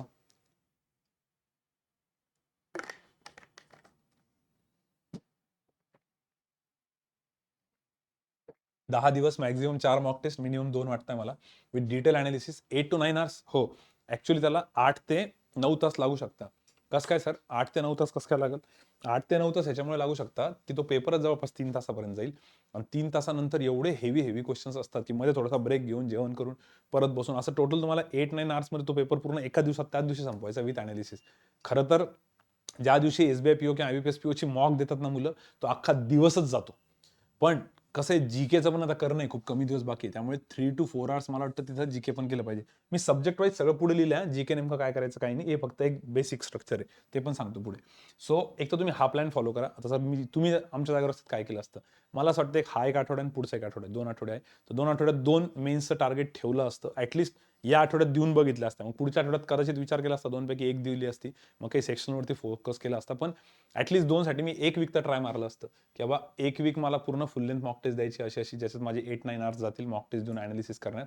आणि मॉक टेस्ट देताना मी एकट्याने नसती दिली, माझ्या सगळ्या ग्रुप मेंबरला तीच मॉक टेस्ट द्यायला लावली असते, आणि सगळ्यांनी मिळून ते अनालिसिस केलं असतं. तर त्याचं बर्डन थोडं कमी राहील. एकट्याने दिलं तर एखादं सदम्यात जायचं, कुठेतरी गायब होऊन जाईल ते 2 दिवसासाठी, असं नको व्हायला. कारण खरंच बेकार होऊन जातं हा पेपर दिला, कारण सगळेच सब्जेक्ट डिफिकल्ट ना, आणि तेवढं 3-3.5 तास कंटिन्युअस बसायचं, तर तसं नका करू. आता बरेच जण म्हणतील, सर मग आम्ही मॉक टेस्ट सबमिट करून जाऊ का डायरेक्ट पुढे, किंवा सबमिट करूनच आम्ही अनालिसिस करू का? तर हे बघा, हे कधी केलं जातं, जेव्हा तुम्ही खूप काही मॉक टेस्ट बसून पण दिलेलं आहे, त्यावेळेस तुम्ही एक्सपेरिमेंट करू शकता, असं करायचं तर ठीक आहे. पण शक्यतो मी रिकमेंड नाही करणार आत्ता या स्टेजला, कारण की मला माहिती की आता मागे तर काही जणांनी दिलेले नसणार आहे, कारण IBPS क्लर्क वगैरे सगळं प्रीचाच सीझन चालू होता. आणि याच्यात ड्रॉबॅक काय होतो ना, ती बसण्याची सवय नाही लागत. तुम्ही सिरियसली तिथं तो विचार करा, तुम्ही पेपरच्या अगोदर 1.5 तास अगोदर रिपोर्टिंग करतात ते मेन्सला, SBI PO म्हणा, किंवा 1 तास तर करता, कधी कधी मूड आला तर 1.5 तास अगोदर रिपोर्टिंग असते. तो 1.5 तास, त्या 1.5 तास अगोदर आपण जातोच, कारण किती वेळ बसायला लावतात, आणि त्यानंतरचे हे 3-3.5 तास, म्हणजे जवळपास 5 तासाचा मोठा पेपर होऊन जातो तो. नंतर बऱ्याच वेळा अजून बसावं लागतं पेपर नंतर PWD कॅन्डिडेट्समुळे, पण तो तुमचा कन्सर्न नाही आहे. त्यावेळेस तो तर जाऊ द्या, पेपर झालेला असतो. पण हे एवढं मोठं जे आहे ना, तुम्ही विचार करा की 4थ्या आणि 5व्या तासाला तुम्ही एकाच जागेवर बसलेले आणि 4थ्या आणि 5व्या तासाला तुम्हाला तिथं लॉजिकचे मोठे-मोठे पझल्स किंवा मॅथ्सचे अवघड-अवघड क्वेश्चन सॉल्व्ह करायची वेळ येते समजा शेवटच्या सेक्शनला. कॉन्ट असेल किंवा इंग्लिश असेल, त्यानंतर किंवा लेटर टाइप करायचे तुम्हाला, तिथे डोकं चाललं पाहिजे. त्यामुळे बसण्याची सवय पण लावणं तेवढी मस्ट आहे. माझं तर ते एक इम्पॉर्टंट म्हणणं आहे बाबा. तर मी तरी म्हणेल की तुम्हाला मी असं केलं असतं, ठीक आहे. GA 3 ते 4 तास, ठीक आहे. मॉक टेस्ट कोणती तुमच्या हिशोबाने बघा. ऑलिव्हर प्रॅक्टिस मॉक करतात मुलं, तुम्हाला जी वाटली ती. पण शक्यतो काही जणांशी डिस्कस करा ग्रुपमध्ये. सगळ्यांकडे जी मॉक टेस्ट असेल ती थोडीशी प्रिफर केलेली मला वाटतं बेटर राहील, कारण त्याचं अनालिसिस करताना सगळेजण पार्टिसिपेट करतील. आणि तुम्ही कोणतीतरी अशी भलती मॉक टेस्ट दिली जी कोणाकडेच नाही आहे आणि तुम्ही तुमचं एकट्याचं अनालिसिस करताय, तर ते थोडंसं हानिकारक राहील. तसं नका करू, ठीक आहे. ऑल्टरनेटली, आता हे ऑल्टरनेटली काय प्रकार आहे सर? ऑल्टरनेटली असा प्रकार आहे की जर तुम्हाला मॉक टेस्टचं अनालिसिस तुम्ही रोज थोडी करणार आहे, बरोबर. मॉक टेस्ट अनालिसिस आपण रोज थोडी करणार आहे. आपण आठवड्यातनं 2 दिवस करणार आहे ना, तर मग उरलेले 4 दिवस काय करायचं? तर उरलेले 4 दिवस तुम्ही सब्जेक्ट वाईज प्रिपरेशन करू शकता. कॉन्टचे तुम्ही 2 तास प्रिपरेशन करा, ठीक आहे. 2 तासामध्ये काय सर? आता बघा, तुम्ही मेन्स देताय, सगळ्यात महत्त्वाचं काय? तुम्हाला असे टाईपचे क्वेश्चन्स बघायचे जे थोडेसे डिफिकल्ट आहेत, पण डुएबल पण आहेत. असे नाही की डुएबल नाहीच आहे. आता एखाद्या ऑलिव्ह बोर्ड प्रॅक्टिस मॉकच्या ह्याच्यामध्ये तुम्हाला असा एखादा भेटला, की भैया हे तर जमतच नाहीये. जसं मी मागच्या वर्षी एक घेतला होता, बेकार घेतला होता आपण, DI का केसलेट, राईट? तुम्हाला आठवतंय? YouTubeवरतीच घेतला होता. पण तरी त्याला दाखवलं होतं आपण की वेळ आली तर कसं करायचं म्हणून. तसं जर तुम्हाला काही दिसलं एकदमच खतरनाक, ठीक आहे, तो उसको तो छोड़ ही दो, उसके बारे में मत सोचो. लेकिन असं पण काही असेल ना, की जे थोडेसे डिफिकल्ट आहे, जे आम्ही अर्धे करतो सोडून देतो. पण SBIP, IBPS सगळ्यात मोठा मंत्र काय? आपण भरपूर जणांचे वीकली टॉक घेतलेले त्याच्या आधी, क्रॉनिकल्स ऑफ ट्रायम्फ घेतलेले, सॉरी. त्याच्यात त्यांनी सक्सेस स्टोरीमध्ये मयूर जाधव असो, रुपेश काकडे असो, त्यांनी काय सांगितलं होतं? त्यांनी हेच सांगितलं होतं की यार एकदा धरला तो क्वेश्चन तर अर्धावट करून सोडून नाही द्यायचा. SBIP आणि IBPS POची ती खासियत आहे. त्याला पूर्ण एका लेंथपर्यंत ओढायचं. भलेही 7 मिनिटाच्या ऐवजी 8 मिनिटं लागली, 10 मिनिटाच्या ऐवजी 12 मिनिटं लागली, पण तो पूर्ण फोडायचा. कारण कट ऑफ खूपच कमी जातो. तुम्हाला माहिती आहे कॉन्टचा 7-8 attempt it's a very, very, very good attempt. जर SBI POला 7-8 अटेम्प्ट झाला, हे मागच्या वर्षी, त्याच्या मागच्या वर्षी, त्याच्याही मागच्या वर्षी, 3-4 वर्षाचा जरी बघितलं तुम्ही, तर 7-8 अटेम्प्ट म्हणजे खूप मोठी गोष्ट होऊन जाते कॉन्टचा. किती मिनिटात? 45 मिनिट्समध्ये. तुम्ही इमॅजिन करा 45 मिनिटात 7-8 अटेम्प्ट म्हणजे, मग तुम्ही म्हणाला 7-8 अटेम्प्ट? सर 20-20 मिनिटात जरी 5-5 मार्कचे 2 क्वेश्चन पकडले, 5-5 क्वेश्चनचा एक सेट, DIचा आणि केसलेटचा किंवा अजून कुठला, तरी होतं ना. आपण 20 मिनिटापर्यंत दमच कुठे धरतो. आपण करतो 7-8 मिनिटं, आपल्याला वाटतं अरे हे नाही जमत दुसरा धरू, तो नाही जमत तिसरा धरू, अशी गडबड होते. त्यामुळे सांगतोय की हे जे 2 तास आहे ना, याच्यामुळे तुम्ही असेच क्वेश्चन्स ट्राय करा की जे डिफिकल्ट आहेत बट पॉसिबल आहेत. असे नाही की एकदम इरिलिव्हंट आहे. मग ते क्वेश्चन कुठे भेटेल? तुमच्याकडे जिथे कुठे असेल तिथे बघा. नसेल तर आपण जेवढे पण YouTubeवरती मेन्सचे सेशन घेतलेले, त्या सगळ्या ठिकाणी तुम्ही पाठवलेलेच क्वेश्चन मी सिलेक्ट केले. सगळ्यांना माहिती आहे. जे जुने मुले त्यांना तर माहिती असेल. नवीन कोणी ऐकत असेल त्यांना नसेल माहिती. तर YouTubeवरती मेन्सचे सेशन घेतलेले आहेत आपण. मला तर वाटतं 2 आठवड्यासाठी ते मोर दॅन सफिशियंट आहे. जवळपास 77 का 78 सेशन झालेत. त्यातले 50 सेशन्स तर कसे पण मेन्सचे भेटतील तुम्हाला. आणि त्यात SBI PO लेव्हलचे घ्यायचे असेल तर 50 पैकी 30 तर घेतलेलेच आपण. एकदम बेकारमधले बेकार घेतलेले. बेकारमधले बेकार म्हणजे प्रॅक्टिसमधले अवघड, पण ते पेपरमध्ये करू शकतात असे, ठीक आहे. तर तेवढे जरी तुम्ही सॉल्व्ह केले ना, त्याच्यात तुम्हाला असं नाही होणार की यार मी उगाच फालतू याच्यात 2 तास वाया घालवले, किती अवघड क्वेश्चन होता. आपण YouTubeवर घेतलेल्या प्रत्येक क्वेश्चनला खूप विचार करून घेतलेले. तर हे तुम्हाला प्लेलिस्ट खूप कामात येईल ही. तर आपली कॉन्टची प्लेलिस्ट आहे, तेवढी एकदा बघा. जर तुमच्याकडे कुठलं मटेरियल असेल तुम्ही वापरा. माझं सजेशन तर हे राहील. कारण आयतं रेडीमेड सगळं भेटतंय, विथ सोल्युशन भेटतंय, विथ अनालिसिस भेटतंय, विथ कॉम्पिटिशन कळतंय की त्यावेळेस मुलांची काय रिएक्शन होती. अजून काय पाहिजे? घेणं देणं एखादी रँडम PDF घेतली, सॉल्व्ह केल्यानंतर कळाली की यार हा इरिलिव्हंट क्वेश्चन होता किंवा याच्यात ही टायपिंग मिस्टेक होती आणि हा अजून कोणी करायला पण ते रेडी नाही. तुम्ही एखाद्या मित्राला दिला, भाऊ मला करून दाखव बरं का, मला बघायचंय. तेही म्हणाल जाऊ द्या माझ्याकडे तितका वेळ नाही आहे, काहीतरी वेगळंच दिसतंय. त्यापेक्षा इथं सगळं विथ सोल्युशन दिलेलं आहे ना, चुपचाप तेवढं केलं तर बेटर राहील, ठीक आहे. आणि ट्रस्ट मी, तो जो मी 7-8 क्वेश्चनचा पॉईंट बोललो त्याच्यावरती थोडंसं लक्ष ठेवा. आणि जसं SBIचा पेपर आहे 2 जानेवारीला, त्याच्या अगोदर तर आपलं सेशन होईलच, कडक सेशन होईल. त्याच्यात तर तुम्हाला फायदा होईलच, ठीक आहे. तिथं तर मी सांगेलच तुम्हाला अजून हे थोडंसं पिक्चर स्ट्रॅटर्जी वगैरे. त्यानंतर LRसाठी 2 तास मला वाटतं एक जनरल प्रॅक्टिस पाहिजे तुमची. त्याच्यामध्ये पण तुम्हाला आता तेच सगळ्या गोष्टी की पझल्सचे जे आहे की एका लिमिटनंतर हे पझल सोडलं मग ते धरलं, सेम मॅथ्ससारखं तसं नको व्हायला. त्याला YouTube लाईव्ह आहे तुमच्याकडे. यश सरांनी आता सेशन खूप घेतलेले. त्यात फक्त टायटल बघून घ्या की प्रीचं आहे का मेन्स आहे, तुम्हाला कळून जाईल. टेलिग्रामवरती तर चालूच आहे, सध्या पण चालू आहे. तुम्ही सध्या जरी ते केलं तरी चालतंय. त्यानंतर मेमरी बेस्ड पेपर, बरेचसे मेमरी बेस्ड पेपर असतात, त्यातले जरी तुम्ही उचलले तरी चालतात, ठीक आहे.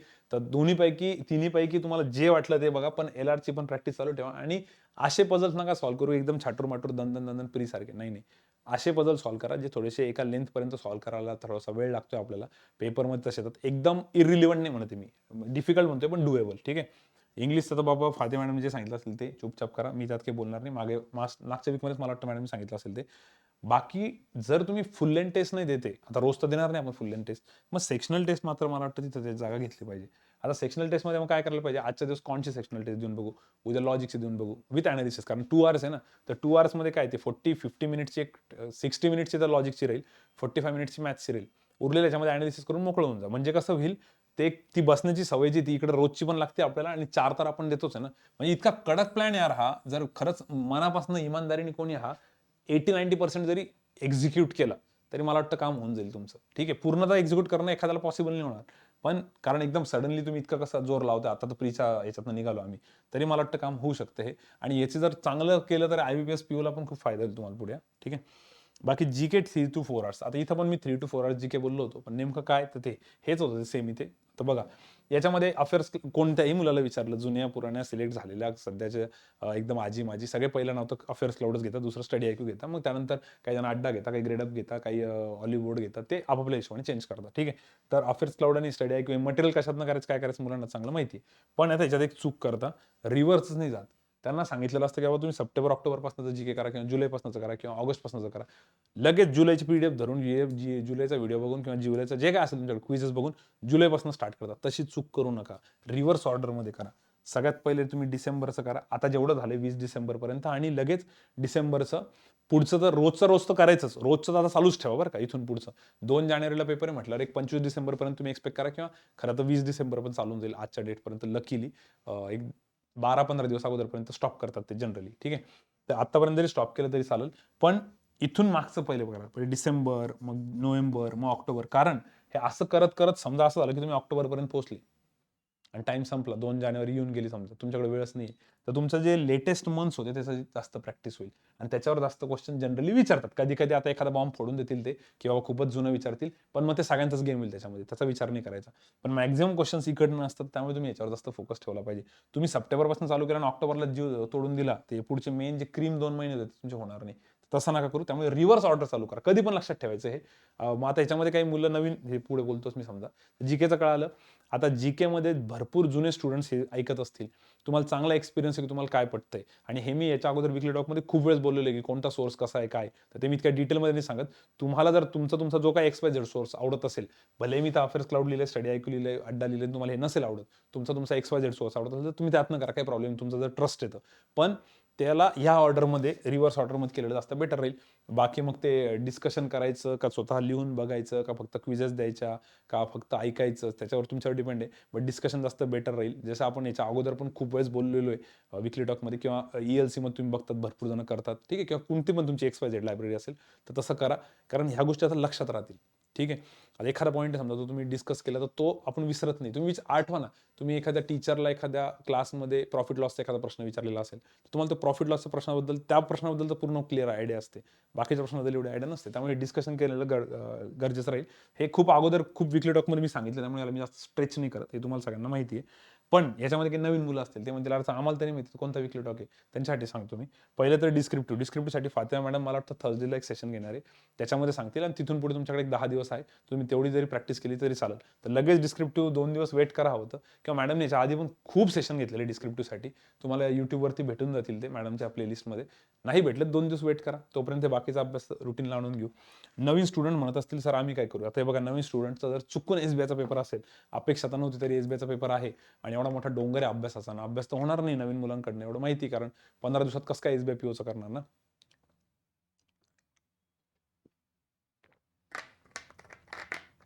तर अशा केसमध्ये तुम्ही काय करू शकता, सगळ्यात सोपं, ही जर्नी एन्जॉय करा.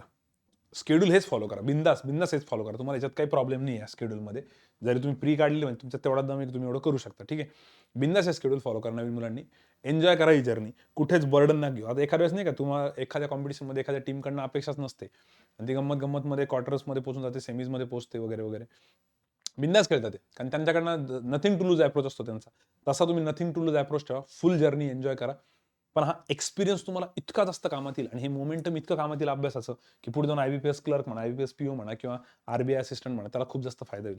त्यामुळे नवीन मुलांनी असा ॲटिट्यूड नका ठेवू की अरे माझी प्री तर चुकून निघाली, माझं मेन्सचा काही अभ्यासच नाही आहे, जाऊ द्या काय करायचं करून परत प्रीचा अभ्यास करू. तसं नका करू, हे अभ्यास चालू ठेवा तुम्ही.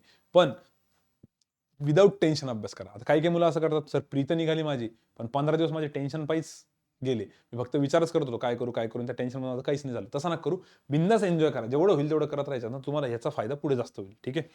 जीकेचं म्हणा एवढ्या सगळ्या गोष्टी, पण नवीन मुलं जर असतील आणि त्यांना एक्झॅक्टली कळत नसेल अफेअर्स क्लाउडचं जीके कसं करायचं, पीडीएफ मधनं करायचं, नाही करायचं, व्हिडिओमधनं करायचं, तर मला मेसेज करा फक्त की सर एखाद्या जुन्या मुलाचा नंबर द्या, मला SBI साठी जीकेचं बघायचं. सगळ्यांनी मयूर जाधव आणि रुपेश काकडेचा नंबर नका मागवा, ते पागल होऊन जातील. कारण त्यांना ऑलरेडी इतके मेसेज चालले आहेत माझ्याकडनं. कारण SBI म्हटले पहिले पोरांना ते लास्ट क्रॉनिकल्स ऑफ टाइम बघतायत. ते पॉसिबल असेल तर एक काम करू शकता तुम्ही, यांना डायरेक्ट कॉल करण्यापेक्षा यांचे क्रॉनिकल्स ऑफ टाइम बघा. त्याच्यात त्यांनी सगळं सांगितलेलं आहे. ठीक आहे. SBI पण आता कसं आहे त्याच्यामध्ये, नाही आम्हाला बोलल्यानंतरचं जे सुख आहे ना, ते असं इथं नाही भेटणार. तर ठीक आहे, त्यासाठी तुम्ही मेसेज करा. पण मी तुम्हाला यांच्याच दोघांचे नंबर दिला असं नाही, कारण हे दोघं पागल होऊन जातील. तुम्हाला दुसरे पण काही नंबर दिले. मी इनफॅक्ट आता एक क्रॉनिकल्स ऑफ टाइम झाले, त्या स्टुडंटनी पण छान सांगितले. ठीक आहे. तर तुम्ही दुसऱ्या कोणाचे जरी नंबर दिले त्यांना विचारून बघा की शेवटच्या दिवसांमध्ये कसं करायचं. मोस्टली तरी तुम्हाला ते हेच सांगतील की लेटेस्ट मंथचं, किंवा अजून त्यांच्याकडनं ऐका तुमचा पर्टिक्युलर सोर्स वाईज तुम्हाला कसं ऐकायचं. ठीक आहे. तुमचा जो काय सोर्स आहे. आणि याच्यामध्ये असं पण रिझल्ट आणलेले. आता एक प्रशांत म्हणून एक स्टुडंट होता, त्यांनी फक्त अड्डाच केलं होतं बँकरसाठी, बाकी काहीच नाही केलं त्यांनी. ना अफेअर्स क्लाउड, ना स्टडी IQ, ना काही ना काही. त्याचं पण तो त्यात पूर्ण नीट करायचा आणि त्याच्यावर त्याच पेपर निघाले. आणि त्यांनी मला सांगितलं पण होतं की सर मुलांना तुम्ही सांगा, असं काही नाही म्हणे की 3-4 सोर्स वापरलेच पाहिजे, पण तो एक प्रॉपर वापरला पाहिजे. पण ते प्रॉपर म्हणजे मग ते खूपच प्रॉपर पाहिजे. आता काही जणांचं असं आहे की तेवढं नीट नाही करत, आपण वरतून बघतो. आता शेवटी एक प्रॉब्लेम काय होतो जीके मध्ये अजून सांगतो. बरेच जण आता मंथली PDF वगैरे बघायला चालू करतात. आता अफेअर्स क्लाउडच्या ज्या वीकलीमध्ये डेटा असतो तेवढा, जो डेलीमध्ये डेटा असतो तो वीकलीमध्ये पूर्ण ॲज इट इज नाही राहत. आणि जो वीकलीमध्ये असतो तो मंथलीमध्ये तर कसाच नसतो. कारण ते डेलीमध्ये इतकं देतात, तर ते डेलीचं कमी करून मग वीकलीमध्ये प्रत्येक दिवसाचं भरायचं त्यांना. त्यामुळे ते एवढा डेटाला एवढंच करतात आणि इकडच्याला यातून कमी, फक्त मेन हेडिंग देतात. आणि मग प्रॉब्लेम होऊन जातो की यार मी तर फक्त हेडिंगच वाचली, त्यांनी तर बरोबर त्याच्या खालचंच विचारलं. ते ॲक्च्युली डेलीमध्ये दिलेलं असतं. ते जॅव्हलिनचं आठवतं तुम्हाला? जॅव्हलिनचं अफेअर्स क्लाउडच्या डेलीमध्ये दिलेलं होतं की वेट किती म्हणून. बट आपण ने डेली देखा का? हां, आपण देखेंगे मंथली, खूपच वाटलं तर वीकली. तर ती आता तुम्ही विचार करा ना, तुम्हाला एवढं डेटाला ते म्हणतात की भाई आपल्याला PDF थोडी, कारण ऑलरेडी अफेअर्स क्लाउडची PDF खूप मोठी असते. त्यात ते एवढ्याला जर एवढं करत असेल तर काही ना काही पार्ट तर रिमूव्ह करतीलच, मेन पॉईंट ठेवतील फक्त. आणि त्यापेक्षा अजून मेन करायचं म्हटल्यावर ह्या गोष्टी निघतात. त्याच्यामुळे आता ज्यांनी डेली बेसिसवर आधी वाचलेले त्यांनी ते वाचायला चालू करा, स्पेशली या मंथ्स, ज्याची लिंक आपण रोज आपल्या चॅनलवरती टाकत असतो. ठीक आहे. तो एनीवे अभी आगे जाएंगे. तो डिस्क्रिप्टिव्ह का हो गया, न्यू स्टुडंट्स का हो गया.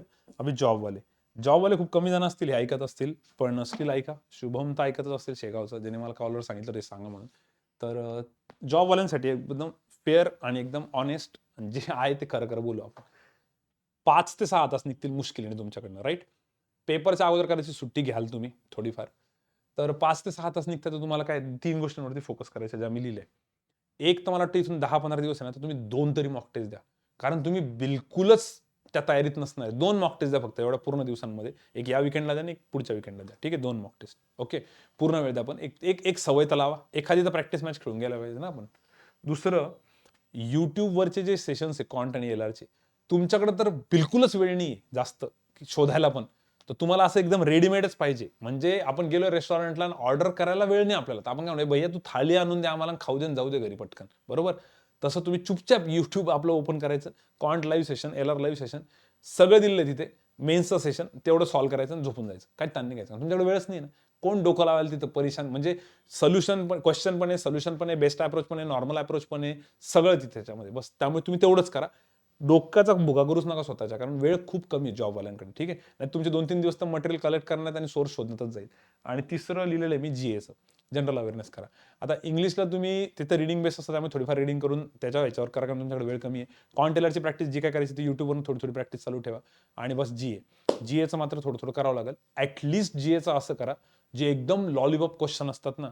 आता एकदम मिस युनिव्हर्स रिलेटेड काही क्वेश्चन विचारलाच समजा त्यांनी, तर कोणता विचारतील ते आठवायला वेळ लागेल. पण असा क्वेश्चन की जो एकदम अवघडवाला पण नाही मिस युनिव्हर्सचा. आणि आता हा सोपा झाला की पहिली मिस युनिव्हर्स कोण आहे, वैभव सरजे म्हणताय. पण पहिली मिस युनिव्हर्स जी झाली ते सांगतील, सुष्मिता सेन होती. ती कोणत्या वर्षी झाली, किंवा त्या वर्षीचा मिस युनिव्हर्स कोणत्या कंट्रीमध्ये ठेवला होता त्यांनी. ठीक आहे. असं काहीतरी. तर हे ऍक्च्युली ठीकच आहे, म्हणजे बरं का, हे खूप डीप नाहीये, कारण सध्या ते एवढा तो टॉपिक इतका गाजलाय सध्या, तर त्याच्याशी रिलेटेड तुम्ही ह्या न्यूज वाचल्या पाहिजे. सो एवढे क्वेश्चन जर आले ना, तर हे आपल्याला जमतील असं तरी प्रिपेअर करून जा. जे जॉबवाले आहेत, मेजर गोष्टी समजा. ठीक आहे, तुम्हाला एवढं तर कळून चुकलं की मिस युनिव्हर्स रिलेटेड विचारू शकण्याची दाट शक्यता आहे प्रश्न विचारण्याची. तर मग त्याचं किंवा T20 वर्ल्ड कप झाला, तो आता मागच्या 3-4 महिन्याचा झालेला आहे ना, तर त्याच्याबद्दल पण थोडंसं एक जरा डेटा बघून जा. Player of the series, final मॅचचा कोण होता, मॅन ऑफ द मॅच वगैरे असं काही काइंड ऑफ. ठीक आहे, तर एनिवे तुम्हाला कळालं मला काय म्हणायचं आहे. आणि स्पेशली जे जॉब करणारे आहे ते ऑलरेडी बँकेत आहे, त्यामुळे त्यांना हे मी सांगणं तर योग्यच नाही आहे. तुम्हाला एवढी सगळी अक्कल आहे कारण तुम्ही तिथपर्यंत पोहोचलेले आणि तुम्ही एवढे भारी एक्झाम क्रॅक केलेले आधीच्या. त्यामुळे तुम्हाला माहिती आहे की मला असं म्हणायचं की जे आपण म्हणतो ना 50 सर क्वेश्चन होते, 15 क्वेश्चन तर यायला पाहिजेत सगळ्यांना. बस ते तेवढे 15 क्वेश्चन तरी करून जा. बाकीचे मरू तिकडे. ठीक आहे, आणि त्या 15 क्वेश्चनसाठी तुम्ही दररोजचा 1-1, 1.5 तास जरी रिडिंग केली ते बघितलं तरी सफिशियंट आहे. ठीक आहे, पण जास्त लोड न घेऊ जॉबवाल्यांनी, थोडं रिलॅक्समध्येच करा. जास्त टेन्शन घ्यायची गरजच नाही आहे. आणि तुम्हाला सगळ्यात मोठा प्लस पॉईंट काय जॉबवाल्यांना, तुमच्याकडे एक्सपिरियन्स खूप तगडा आहे. त्यासाठी मी नेहमी एक्झाम्पल देतो. India Pakistan 2011 world cup semifinal match, Harbhajan Singh टीमच्या मध्ये होता आणि अश्विन टीमच्या बाहेर होता. अश्विन खूप चांगल्या फॉर्ममध्ये होता, पण त्याला एक्सपिरियन्स कमी होता हाय प्रेशर गेमचा. आणि हरभजन तेवढा अश्विनच्या समोर तेवढा भारी नव्हता त्या मोमेंटला, बट तरी त्याला टीममध्ये घेतलं होतं कारण त्याच्याकडे एक्सपिरियन्स तगडा होता की प्रेशरमध्ये कसं मॅनेज करायचं, प्रेशर सिच्युएशन हँडल करण्याचा एक्सपिरियन्स होता त्याला. तर तसं तुम्हाला तो एक्सपिरियन्स खूप मॅटर करणार आहे. नवीन मुलांपेक्षा तुमचा तो एनी डे बेटर असणार आहे, कारण तुम्ही सध्या ऑलरेडी जॉब करताय आणि तुम्ही ती एक्झाम क्रॅक करून गेलेली आहे. त्यामुळे तुम्हाला माहिती की कसं आहे. भले SBI PO केलेली, पण काइंड ऑफ केलेल्या आहेत बाकीच्या एक्झाम्स. ठीक आहे, सो असं सगळं शेड्यूल राहील SBI PO, IBPS PO मेन्सच्या स्टडी प्लॅनबद्दल. इम्पॉर्टंट गोष्ट इकडे राहिली, सर याच्यातले मेन पॉईंट्स काय होते. तर मेन पॉईंट्स हे होते यार की पेपर 3 तास बसण्याची तुमची सिटिंग कपॅसिटी पाहिजे. त्यामुळे प्लीज मॉक टेस्ट पूर्ण वेळ बसून 1-2 तरी द्या. तो जो एक्सपिरियन्स येईल ना तुम्हाला, त्याच्याने खरंच डोळे उघडेल. आणि मी आत्ता लिहून द्यायला तयार आहे, SBI PO मेन्स देणं आणि बाकी जगातल्या कोणत्याही एक्झाम द्या बँकिंगच्या, त्याच्या जमीन आसमानचा फरक आहे. जसं IPL खेळणं आणि दुसरी कोणती पण लीग खेळणं याच्यात खूप फरक आहे ना, तसं येते. त्यामुळे हा एक्सपिरियन्स घ्यायचा असेल तर थोडीशी रंगीत तालीम करून जा. पेशन्स खूप भयंकर लागतील तुम्हाला. त्यामुळे हे जे शेड्यूल तुम्ही करता याच्यामध्ये प्लीज कुठेच मला शिव्या नका घालू की यार उगाच सरांनी एवढं अवघड करायला लावलं. करत राहा, मी सांगतोय म्हणून तुम्हाला याचा फायदा पुढे दिसेल. पेशन्स खूप लागणार या पेपरला. आणि लास्ट बॉल धोनीचं याचं हे रिझन होतं की तुम्ही असे क्वेश्चन सिलेक्ट करा जे तुम्हाला एंडपर्यंत घेऊन जायचे. त्याला स्ट्रेच करा थोडंसं, काही होत नाही. म्हणजे आता तुम्ही एखादी मॉक टेस्ट देताय कॉन्टची, 45 मिनिटाचा पेपर आहे आणि 30 मिनिटाचा दम तोडला तुम्ही, अरे आता काही खरं नाही, आपल्याकडनं काही होत नाही, तर ते शेवटचे 15 मिनिटं पण युटिलाइज करा. शेवटपर्यंत घेऊन जा त्याला, थोडं एका लेनपर्यंत ओढा. म्हणजे असं गिवअप लगेच नका करू. मी ह्या SBI PO मेन्सला काय होतं माहिती आहे का, 50% सॉल्व्ह झालं की लगेच विचारायला लागतो की नाही यार सोडून द्यायचं. मग 60-70 झाल्यावर नाही यार खूपच वेळ झाला, तर त्याला थोडं ओढा. म्हणून मी ते धोनीचं एक्झाम्पल ठेवलं की बऱ्याच वेळेस काय होतं की आता खूप एक्झाम्पल्स आहे धोनीचे असे, आपण बघितले की गेलेली मॅच आणि एखाद तासानंतर फिरून आल्यानंतर बी त्याचं भाऊचं चालूच आहे अजून ओढणं, आणि परत अर्ध्या तासानंतर बघितलं मग थोडा इंटरेस्ट जागी होतो आणि मग शेवटपर्यंत घेऊन जातो आणि मग शेवटी ओढतो किंवा कधी कधी फेल्युअर पण येतं. पण त्याचं म्हणणं काय आहे की मी एक दीपक चहरचा इंटरव्ह्यू बघितला होता. दीपक चहरला विचारलं, ज्यावेळेस त्यांनी श्रीलंकेमध्ये खूप भारी इनिंग खेळलं ना दीपक चहर आणि भुवनेश्वर कुमार, तेव्हा दीपक चहर म्हटलं की धोनी भाई ने मेरे को बताया था कि यार अपन एंटरटेन करने वाले इधर एंटरटेनमेंट के लिए आए, तो अपना काम है एंटरटेन करना, तो एंटरटेन करने के लिए अपन जितना ज्यादा उसको खींचेंगे लास्ट तक उतना पब्लिक एंटरटेन होगी. आता हे तो मजाकमध्ये बोलला, कसं बोलला, त्याचा मिनिंग वेगळा आहे ऍक्च्युली, की पण त्यांनी सांगितलं त्याला कदाचित मजाकच्या भाषेमध्ये की आपण एंटरटेनर आहे, तर आपल्याला फक्त शेवटच्या बॉलपर्यंत मॅच न्यायची आहे. तर मॅच 30 ओव्हरमध्ये संपण्यापेक्षा 50 ओव्हरपर्यंत घेऊन तर जा, जिंकलं हरलं पुढच्या पुढे बघून जाऊ. पण जर त्याला क्रिकेटच्या सेन्समध्ये नेलं तर ते खरंच खूप इम्पॉर्टंट त्यांनी सांगितलं.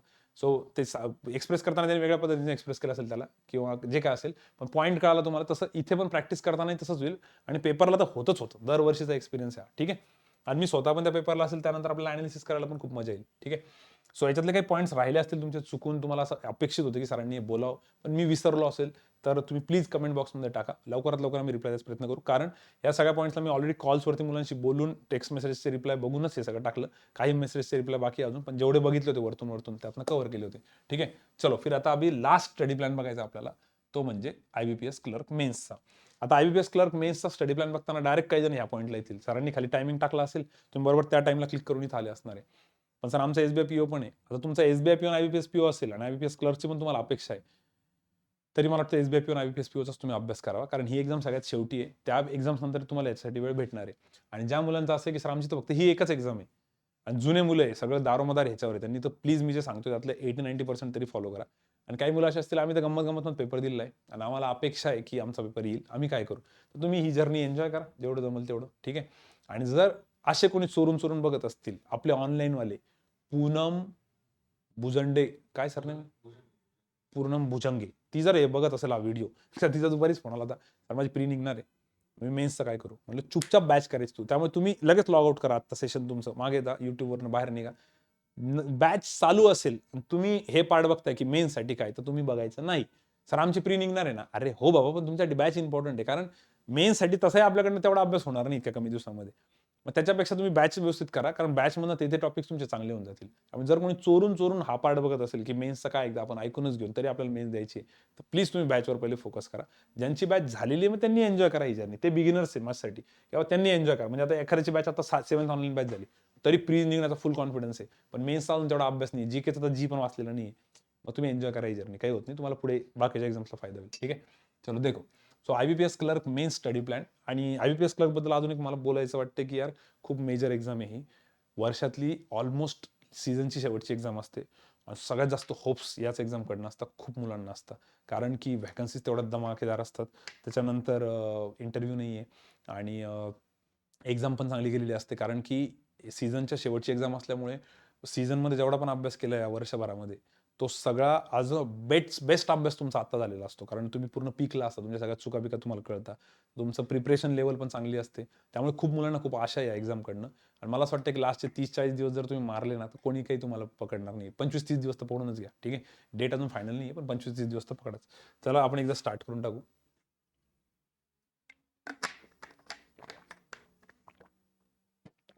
आता हे स्टडी प्लॅन वगैरे बनवताना पहिले तर मी स्वतः असा विचार करत असतो की मी जर यांच्या जागेवर असेल तर मी काय काय विचार केला असतं. तर आता सगळ्यात महत्त्वाचं की आपल्याकडे जेवढे पण दिवस येतात आता पुढे, एक मला वाटतं 1 महिना तर पकडूनच घेऊ आपण आरामात, किंवा 25-30 दिवस. 25-30 दिवस तर मिनिमम राहतील, 25 तरी. तर त्याच्यामध्ये जर बघितलं तर वीकली 2 मॉक टेस्ट आत्तापासून द्यायला काही हरकत नाही आहे.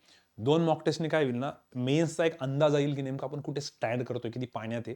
नो डाऊट लेवल थोडीशी जास्त कमी राहू शकते, पण एक बऱ्यापैकी अंदाज येतो. मग त्याच्यानुसार आपण परत पुढच्या वीकमध्ये थोडीशी स्ट्रॅटेजी चेंज करू शकतो, किंवा किती टॉपिक वाईज वाढवायचे प्रिपरेशन, किंवा टॉपिक वाईज करायची गरज नाही, आपलं प्रिपरेशन सगळं झालेलं आहे, आता फक्त मॉकमध्ये एक्झिक्युशन करायचे. नेमकं कुठे स्टँड करतो हे 2 मॉकनी तर कळलंच वीकमध्ये. ठीक आहे, so weekly 2 mock test with detail analysis करा. त्याला 8 to 9 आवर्स कसे लागले सर हे सांगा. 8 to 9 आवर्स सिंपल लॉजिक आहे. मॉक टेस्ट जी आहे तुमची तीच 2.5 तासापर्यंत जाईल, आणि 2.5 तासानंतर 8 to 9 आवर्स तर ओकेच आहे म्हणजे. ठीक आहे, कारण की अनालिसिस पण राहील ना त्याचा. तर टोटल 8 to 9 आवर्स पकडा, आणि 3-4 तासाचं GA कोणतं सर? GA मी आता मागे जे सांगितलं तेच, तरी मी तुम्हाला इथं परत सांगाल जर कोणी इथे डायरेक्ट आलं असेल तर. ठीक आहे, एकतर हे करा, और आता हे वीकली तर तुम्ही 2च दिवस करणार आहे. समजा हे ट्यूजडेला केलं आणि फ्रायडेला केलं, तर बाकीचे दिवस काय? तर बाकीचे दिवस हे शेड्यूल करा. आता हे वीक मॉक टेस्ट दिली की पूर्ण वेळ त्यातच जातो. पण ज्या दिवशी मॉक टेस्ट नाही देणार त्या दिवशी कॉन्टचं 2 तासाची प्रॅक्टिस करा तुम्ही, जी ऑलरेडी SBI वाल्यांना सांगितलेलं आहे, ऑलमोस्ट तसंच आहे. कारण मी तोही विचार करत होतो की मी तरी असतो तर काय केलं असतं. ऑब्व्हियसली मी मॉक टेस्ट दिली असती, पण मॉक टेस्टमध्ये काही येण्यासाठी आपल्याला प्रॅक्टिस पण तर करावं लागेल. सो कॉन्टची 2 तासाची प्रॅक्टिस आहे. त्यासाठी बेस्ट सोल्युशन एक तर टेलिग्राम लाईव्ह आहे, कारण टेलिग्राम लाईव्हमध्ये क्वेश्चन्स खूपच बेकार नाही घेत, आणि क्लरिकलला तेवढे बेकार येत पण नाही. तर एक तर हे करू शकता तुम्ही, किंवा यूट्यूबचे काही स्पेसिफिक लेक्चर बघू शकता. SBI PO, IBPS PO मेन्सवाले नका बघू, ते खूपच हाय राहतील. पण IBPS क्लर्क, RBI साठी पण आम्ही खूप घेतलेले सेशन. थोडेसे मागे जावं लागेल तुम्हाला, 50च्या आसपास बघावं लागेल, सेशन नंबर 50च्या आसपास पण भेटतील. तर ते पण छान सेशन्स आहे. म्हणजे अशी लेवल आहे जी IBPS क्लर्कची लेवल आहे, किंवा RRB POची लेवल आहे. तर RRB PO मेन्ससाठी पण खूप सेशन घेतलेले आहेत यूट्यूबवर. RRB PO mains, IBPS clerk मेन्सचे जे पण तुम्हाला दिसतील ना, ते समजून घ्यायचे की सेमच आहेत समजा. ठीक आहे, किंवा मग तुम्ही टॉपिक वाईज करू शकता. आता काही जणांचं म्हणणं असेल सर इतक्या लवकर मला हे सेशन्स नाही करायचे, बट ठीक आहे, मग तुम्हाला इतक्या लवकर सेशन नाही करायचं राहू द्या. पण तुम्हाला टॉपिक वाईज जर प्रिपेअर करायचं असेल की 1 महिना आहे, मला अजून ॲटलीस्ट 3-4 टॉपिक चांगले करायचे, तर दर आठवड्याला एक जरी म्हटला, तर पुढच्या 3 आठवड्यात 3 चांगले टॉपिक्स प्रिपेअर होतील, आणि बाकीचं तर असेलच तुमच्याकडे बॅकअप. तर तुम्ही असं 2 तासात ती इन्व्हेस्टमेंट करू शकता. बाकी DI बेसिकवर हँड येतं, ते डायरेक्ट मॉकमध्ये पण इम्प्लिमेंट करू शकता. ठीक आहे, अदरवाईज हे पण मला बेटर वाटतंय. LRचं 2 तासामध्ये तर सिंपल आहे, टेलिग्राम लाईव्ह, नथिंग एल्स. दुसरं काहीच करू नका. खूपच मस्ती असेल तर युट्यूबवर जा, अदरवाईज नक्काच करू, काहीच नका करू. मला तरी वाटतं. आणि इथे एक पॉईंट सांगायचा आहे मला. आज सकाळी कशी बोलणं झालं, ELC मध्ये होतो, नाव नाही सांगत मी त्याचं. त्याचंही म्हणणं होतं की त्याला त्याच्या मित्रांनी असं सांगितलं की यार तू काय करतो ना म्हणे, दिवसभर खूप सेशन्स करतो म्हणे, म्हणजे खूपच सेशन्स करतो, आणि युट्यूबवर करत असेल किंवा टेलिग्रामवर करत असेल किंवा खूपच जास्त, म्हणजे तर त्याला स्वतःचा असं वेळच नाही द्यायला, किंवा खूपच वेळ जातो त्याचा. म्हणजे नुसता कंटिन्यू काय करतोय, तर एखादं लेक्चर करतोय, मध्ये ब्रेकच नाहीये, रिफ्रेशमेंटच नाहीये. तिथं मला थोडंसं गडबड वाटते. तो पॉईंट मी आज स्क्रीनशॉटमध्ये ठेवलेला आहे, खूप छान आहे. तुम्ही स्क्रीनशॉटचा तो पॉईंट नक्की बघा, त्यातनं तुम्हाला गॅरंटी काही ना काहीतरी शिकायला भेटतं. तिथं मी जरा डिटेलमध्ये एक्सप्लेन करेल, तिथं मला वाटते तो मी एक्सप्लेन करतो, आता थोडंसं डिस्टर्ब होईल इथे. पण ना असं नका करू. तर एक तर टेलिग्राम लाईव्ह केलं तर सफिशियंट आहे. म्हणजे LR साठी 3-4 वेगवेगळे सेशन्स करणं, कॉन्टसाठी 3-4 सेशन करणं, एवढं नका करू. कोणत्यातरी एकाला धरा, त्यालाच फॉलो करा, संपवून टाका. एवढं नका करू की तुम्हाला एकदम म्हणजे ती कधी कधी असं जातं मग की 2 तासाची गोष्ट आहे त्याला आपण 3-3 तास लावतोय. कारण मेंटली तिथे आपण प्रेझेंटच नसतो, एकदम थकलेलो असतो. तर ते तसं नाही झालं पाहिजे, तर थोडंसं विचार करा. इंग्लिशसाठी 2 hours फात्या मॅडम जे सांगतील तेवढं सफिशियंट आहे. आता परवाच सेशन मॅमचं किंवा मॅमने जेवढं सांगितलं असेल मी त्यात काही इंटरफेअर नाही करणार. सेक्शनल टेस्ट, हां, कॉनच्या LRच्या सेक्शनल टेस्टमध्ये तुम्ही एक्सपेरिमेंट करू शकता. वर्ड प्रॉब्लेम थोडा अटेम्प्ट करून बघू शकता. कारण आता IBPS क्लर्कसाठी तेवढी प्रॅक्टिस नसेल, जस्ट प्रीचं बेसिक झालेलं असतं ना. त्यामुळे इथं जेव्हा तुम्ही सेक्शनल टेस्ट देणार तर थोडा एका लेंथपर्यंत थोडासा वेळ देऊ शकतो आपण. कसं काय सर? आरामात देऊ शकतो. कारण कसं आहे, पूर्ण वेळ सेक्शन एकच आहे त्याच्यात, पण त्यात आपण ना बेसिक करायचं, फक्त DI अवघड जे वाटतायत ते किंवा वर्ड प्रॉब्लेम जे वाटतायत ते, याचा खूप जास्त फायदा होऊ शकतो. तर हे एक बेटर राहील सेक्शनल टेस्टचं. आणि याचा मला वाटतं फायदा कोणाला होईल माहिती का? या सेक्शनल टेस्टमधले क्वेश्चन्स आणि युट्यूबला आपण जे घेतलेले क्वेश्चन्स ऑलमोस्ट सेम लेवलचे असतात, ते एक बघायचं. GAचं 3 ते 4 तास सर काय करायचंय? आता याच्यामध्ये सेक्शनल टेस्टमध्ये ऑल्टरनेट करा बरं का. समजा आज कॉन्ट दिली तर उद्या लॉजिक, परवा इंग्लिश, असं ऑल्टरनेट. आणि ज्या दिवशी फुल लेंथ असेल त्या दिवशी ते आपण करणारच नाही. पण हे ऑल्टरनेट करा आणि 2 तासामध्ये त्याची सेक्शनल टेस्ट देऊन त्याचं अनालिसिस पण झालं पाहिजे. म्हणून 2 तास दिलेले, पण हे ऑरमध्ये. सर 3-4 तासामध्ये GAचं काय? आता GAचं बघा, भरपूर मुलं अशी असतील जे आत्ता प्रिपरेशन स्टार्ट करतील. तर शक्यतो जे आत्ता एकदम बिगिनर आहेत त्यांनी तर बॉस एखाद्या जुन्या स्टुडंटचा नंबर घेऊन त्याच्याशीच कॉन्टॅक्ट करा, ते तुम्हाला व्यवस्थित सांगतील. अदरवाईज शक्यतो सगळे मुलं अफेअर्स क्लाउड स्टडी IQ अड्डा हे सांगतातच की अफेअर्स क्लाउडची PDF स्टडी IQचा व्हिडिओ हे थोडंसं पॉप्युलर चालतं. बाकी अड्डाचाही व्हिडिओ बघतात, अड्डाची PDF बघतात किंवा वाईस वर्स. आता डिपेंड करतं थोडंफार, फ्लक्च्युएशन तर येईलच इकडे तिकडे, म्हणजे थोडंफार चेंजेस तर होतीलच, फ्लक्च्युएशन नाही. पण याच्यापैकी मला असं वाटतं जे एकदम बिगिनर्स ना त्यांनी थोडंसं सिनियर्सला विचारा कसं कसं असतं काय काय, ते जसं सांगतात. कारण त्यात खूप वेगवेगळे टाईप्स आहेत. काही जण लिहून करतात सगळं, काही फक्त वाचून करता, काही डिस्कशन नाही करतात. मला तर डिस्कशनवाला पार्ट सगळ्यात बेस्ट वाटतो. डिस्कशन करता, काही जण फक्त व्हिडिओ बघता, काही जण फक्त क्विजेसनी करतात. तर क्विजेस कसं असतं, एक्झामच्या एकदम थोडं अगोदर आपण खूप क्विजेसवरती जोर लावू. मी पण सांगाल ते तुम्हाला, पण नेक्स्ट वीकमध्ये सांगाल, या वीकमध्ये नाही, ठीक आहे. पण याच्यामध्ये एक मला जी महत्त्वाची गोष्ट सांगायची ती रिव्हर्समध्ये चालू करा. आता IBPS क्लर्कचा तुमचा जो पण पेपर राहील तो जानेवारीमध्ये राहील. तर त्यात जानेवारीचं GK GA खूप इम्पॉर्टंट राहील. डिसेंबर पण खूपच जास्त मॅटर करेल. डिसेंबर आणि नोव्हेंबर हे 2 महिने आणि हा एक, हे अति जास्त इम्पॉर्टंट राहतात शेवटचे, ठीक आहे. ऑक्टोबर पण मॅटर करेलच, पण याच्या खाली जाण्यापेक्षा पहिले हे रिव्हर्समध्ये इथपर्यंत प्रिपेअर करा. खूपच वेळ भेटला तर मग रिव्हर्समध्ये जा, अदरवाईज नाही गेले तरी चालेल पुढे. पण ॲटलीस्ट एवढं चांगलं करा. म्हणजे एकदम 6 महिन्याचं थोडं प्रिपेअर करण्यापेक्षा 3 महिन्याचं कडक प्रिपेअर केलं तरी चालतं. October, November, December. पण इकडं नका स्टार्ट करू, रिव्हर्स स्टार्ट करा. त्याचा एक तर फायदा काय ना, या रिव्हर्स न्यूज सगळ्या लेटेस्ट न्यूज असतात ज्यात आपल्याला थोडंफार कानावर पडलेलं आहे, तर त्या करायला थोडीशी जास्त मजा येते. पण एकदमच जुनं म्हटलं तर ते एवढं आठवत नाही. आता ऑलिम्पिकची एक न्यूज आहे समजा आणि एक मिस युनिव्हर्सची न्यूज आहे. तर मिस युनिव्हर्सची न्यूज लेटेस्ट आहे, ती करायला ती न्यूजबद्दल थोडंसं आपल्याला थोडं माहीत असतं, तर लवकर कॅच होतं ते. आता ऑलिम्पिकचं पण माहिती आहे, पण त्याला थोडे दिवस जास्त होऊन गेलेले. तर आता ऑलिम्पिकमध्ये तिथं जे पुनिया वगैरे नाव होते ना सर आपल्याला त्यावेळेस, तर ते जे नाव आहे त्यात त्यावेळेस असं होतं की तो जो होता पुनिया, आता मला पण आठवत नाही तो कुठल्या फील्डमधला आहे, त्यावेळेस लगेच क्लिक झालं असतं त्या ह्याच्यामध्ये. कारण तिथं आपण रोज बघायचो, आज याला सिल्वर, याला गोल्ड, हे असं तसं. आता ते आठवणार नाही तेवढं. त्यामुळे न्यूज करताना आपण रिव्हर्समध्येच करा. या लेटेस्ट वाल्यावर जास्त जोर लावा, या लवकर लक्षात पण राहतील. जुन्या करून तेवढं हे थोडा प्रॉब्लेम होतो, ठीक आहे. सो हे IBPS क्लर्कचं शेड्यूल होतं तुमचं. याच्यामध्ये सगळ्यात महत्त्वाची गोष्ट अशी आहे की GAचा पार्ट जो आहे तो, जे जुने मुलं ज्या सोर्सेसमधनं करतात तो तुम्ही त्या सोर्सेसमधनं करा, काही ऑपोज नाही आहे. तुम्हाला जर ते बेटर वाटतंय तर. पण लेटेस्टवालं जर GA बघितलंय मागच्या काही दिवसांमधलं, खूपच बेकार विचारलेलं आहे, एकदम बेकार, ठीक आहे. म्हणजे IBPS क्लर्कची मेन्स आधी झाली होती मला वाटतं ना, SBIची नंतर RRBची. तर दोन्हीपैकी एका मेन्सला थोडं एक लयच बेकार विचारलं होतं आणि एकाला थोडंसं ठीक. मला असं वाटतंय की SBI ज्युनियर असोसिएटच्या नंतर झाली होती आणि SBI ज्युनियर असोसिएटला थोडंसं ठीक विचारलं होतं GA, आणि RRBला तर फारच बेकार होतं. असं काहीतरी होतं दोन्हीपैकी एक, एक्झॅक्ट नाही आठवते. RRB असिस्टंट होता काय माहिती. तर पण ओव्हरऑल GA खराबच विचारलेलं लेटेस्टमध्ये, आणि तिथं किती जरी एक्सपर्ट असला तरी ते खराबच विचारलेलं होतं. मग सर कसं करायचं? मग माझं असं मत आहे की त्याला खूप अति एक्स्ट्रीम वेळ नका देऊ तुम्ही, ठीक आहे. हे 3 to 4 hours इथून ठीक आहे, 3 to 4 hours इज ओके. पण बाकीच्या ह्याच्यावरती आपला प्रॉपर वेळ आहे.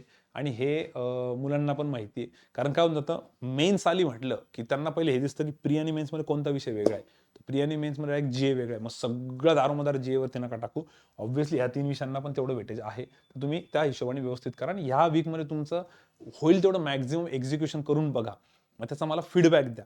आता अनफॉर्च्युनेटली या विकेंडला नाही आहे, मी माझा मोबाईलही बंद राहील. डायरेक्ट मंडेलाच आपली भेट होईल. त्यावेळेस मी काही मुलांशी बोलून फीडबॅक घेईल आणि पुढच्या मंडेला आपलं लाईव्ह सेशन राहीलच. लाईव्ह घेऊ आपण पुढच्या वेळेसचा विकली टॉक, कारण याच्यात बरंच काही सांगितलेलं आहे. 15 डेजचं तुम्ही करू शकता, त्यात तुम्ही थोडेफार चेंजेस करू आणि त्याचा जो काही फीडबॅक आहे तुमचा याचा तो देत राहा. म्हणजे त्याच्यानुसार काय करू आपण, मग पुढच्या काही गोष्टींना चेंज करत राहू. कारण की तंतोतंत सगळ्यांना फॉलो होईल असं नाही, काहींचं खूप बेटर होईल, वेळ उरेल, काहींना वेळ नाही उरणार, तर जे काय असेल ते ठीक आहे. बट अशा पद्धतीचं मला वाटतं की स्टडी प्लॅन केला पाहिजे तुम्ही IBPS क्लर्कसाठी. एक्झाम मोठी आहे, खूप कामाची आहे, हे सगळं तर काही वेगळं सांगायची गरज नाही तुम्हाला, ठीक आहे. डन. तरी IBPS क्लर्कबद्दल जर काही पॉईंट राहिले असतील, मला फक्त स्क्रीनशॉटसाठी एकदा मोबाईल घेऊ द्या. IBPS क्लर्कबद्दल जर काही पॉईंट्स राहिले असतील तर तेवढे तुम्ही कमेंट बॉक्समध्ये टाका. जर अर्जंट असतील तर लवकरात लवकर मी रिप्लाय देईल किंवा पुढच्या याच्यामध्ये आपण ते कव्हर करू, ठीक आहे. त्याच्यानंतर चला मग सर, पुढचा याचाच आहे ना, स्क्रीनशॉट आणि मोटिवेशनल व्हिडिओज. हे तर आता यावेळी कोणी पाठवले की नाही टेलिग्रामवर मलाही आठवत नाही, पण पाठवले असतील तर मला सांगा. कुठला आहे सर पहिला?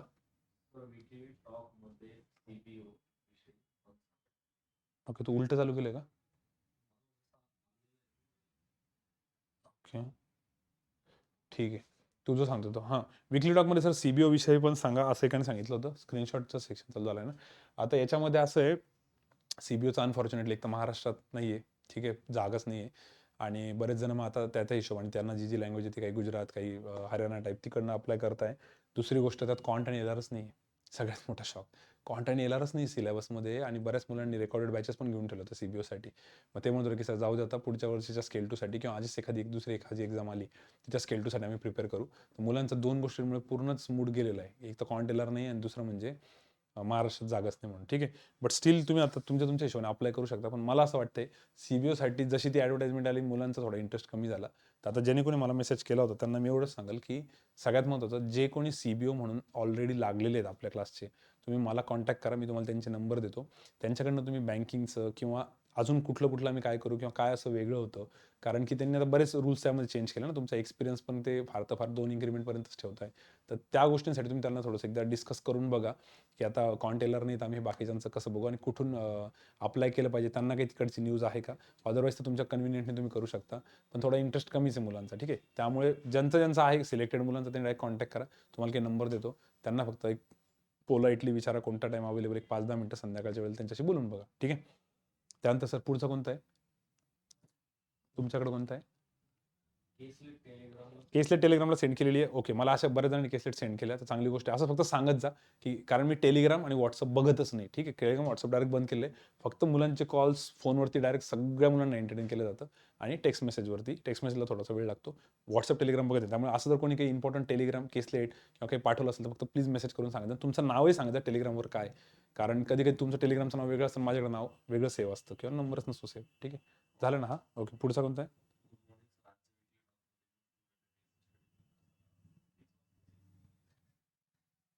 हां, गुड मॉर्निंग सर. आजच्या विकली टॉकमध्ये न्यू स्टुडंट्सचा मेन्सचा स्टडी प्लॅन कसा करायचा सांगा.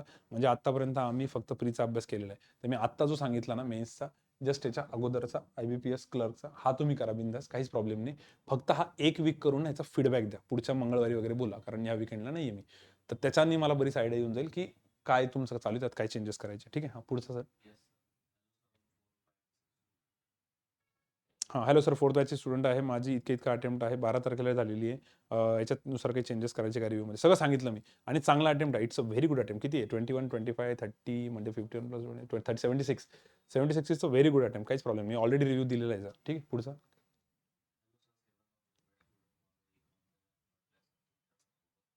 Okay. Hello sir, 7th online batch student. माझा 1 मंथचा गॅप पडलेला आहे. तुमच्यासोबत डिस्कशन करायचं आहे सर. कधी कॉल करू? टाईम सांगा. तर सगळ्यात महत्त्वाचं, याला तर मी मेसेज केलेलाच आहे की कधी बोलायचं म्हणून. पण हा मेसेज मुद्दाम इथे ठेवला. हे ऐकणारे, असं जर कधी कोणाचा गॅप पडला ना, 5th online batch, 6th online batch, offline student, 1 वर्ष गॅप पडला, अर्धा वर्ष पडला, तर अशा वेळी ना सगळ्यात पहिले काय करायचं, मला तर एक विकली टॉक पण आठवतोय, 57 नंबरचा काहीतरी विकली टॉक आहे ना, 28व्या मिनिटाच्या पुढे, त्याच्यात मी सगळं सांगितलेलं आहे. ब्रेक पडला तर काय करायचं. बट स्टील सगळ्यात पहिले बेसिकपासून चालू करायचं. मॅथ्सचं बेसिक, लॉजिकचं इझी पार्ट, आणि एक आठवडा 10 दिवस स्वतःला द्यायचे. त्याच्यामध्ये काय होतं, आठवडा 10 दिवसामध्ये मागच्या सगळ्या गोष्टी तुमच्या परत थोड्याशा अशा ट्रॅकवर आल्यासारखं वाटतं. कारण ज्यांचाही ब्रेक पडतो ते सगळ्यात पहिले काय ब्लेम करता, सर आमची स्पीडच येत नाही. अरे तुम्ही डायरेक्ट तुमच्या आधीच्या याच्यासोबत कसं कनेक्ट करता? तुम्हाला क्रिकेटची भाषा कळत असेल तर सांगतो. आता भुवनेश्वर कुमार आलेला आहे. तो काय म्हणाल का, यार माझ्या आधीसारखी बॉलिंगच येत नाहीये. आता ती सर्जरी झाली, ब्रेक पडला, तर ऑब्व्हियस आहे ना, एखादा बॅट्समन आहे समजा खूपच इंजर्ड होऊन त्यानंतर आला 1-2 महिन्यांनी खेळायला, तर त्याला ब्रेकनंतर फरक तर पडतोच ते रिदममध्ये येण्यासाठी. तर ते येण्यासाठी काय करावं लागेल, थोडं इझी त्याला डोमेस्टिक खेळावं लागेल, थोडी डायरेक्ट इंटरनॅशनल थोडी लगेच पाठवतील. तसं सेम सिमिलर आपल्या इकडे पण असणार आहे, की तुम्ही थोडंसं पहिले बेसिक करा. सर पण मला सिम्प्लिफिकेशन, कंपॅरिझन, नंबर सिरीज करायला बोर होतं. अरे जरी बोर होत असेल तरी ते करा. थोडंसं एक मोमेंटम येईल, नंबर्सवरती कमांड येईल, थोडे आकडे फास्ट होतील, कॅल्क्युलेशन वाढतील. तर ज्यांचा कोणाचा कधी पण फ्युचरमध्ये ब्रेक पडला, तर पहिले ह्या बेसिक गोष्टी चालू करायच्या. कुठल्याही बॅचमध्ये, मॅथ्सची बॅच असो, लॉजिकची असो, इंग्लिशची असो, तर मला सिलेबसमध्ये जे पहिले सुरुवातीला शिकवलेले ना, तिथून चालू करा. एक 8-10 आणि हा जो स्पेशली 7th बॅचचा आहे, ठीक आहे, यांच्या सगळ्यांसाठी तर रिक्वेस्ट आहे माझी, कुठल्याही बॅचचा असो ऑनलाईनचा, लास्ट लेक्चर ओपन करायचं. लास्ट लेक्चरमध्ये एकदम कडक तुम्हाला प्लॅनिंग बनवून दिली मी, शेवटचा अर्धा तास त्याच्यावर दिलेला आहे. लास्ट लेक्चर बघा तुम्ही, त्याच्यात स्टडी प्लॅन आहे, गॅरंटी आहे. मध्ये कुठेतरी असेल, शेवटी गप्पा मारलेल्या आपण, मध्ये कुठेतरी असेल प्रत्येक बॅचला. बस तो स्टडी प्लॅन काय करायचा, चालू करून द्यायचा एक 7-8 दिवस, आणि त्याच्यानंतर मला सांगायचं, सर मी त्यातनं एवढं केलं. मग जर तो खूप हेवी जात असेल तर आपण थोडं कमी करू शकतो, आणि जर खूपच इझी जात असेल थोडंसं वाढवू शकतो. आणि हे सगळं त्याच्यात सांगितलेलं आहे. तर माझी याला एवढीच रिक्वेस्ट आहे फक्त. आणि याला मला वाटतं मी असा रिप्लाय केला असेल की आजचा विकली टॉक बघ आणि त्याच्यानंतर कॉल कर. तर भाऊ तू विकली टॉक बघतच असशील आता, हा रेकॉर्डेड, भले तू 10 वाजता बघत असशील रात्री, तर प्लीज तू काय कर, लास्ट लेक्चर जे आहे ना, ते ॲज इट इज त्याच्यातलं स्टडी प्लॅन एक 7-8 दिवस फॉलो कर, आणि मला 7-8 दिवसानंतर फीडबॅक दे की त्यातून तुझं किती इम्प्लिमेंट झालं. मग त्यानुसार आपण चेंजेस करू. ठीक आहे. ओके सर, सांगा पुढचं.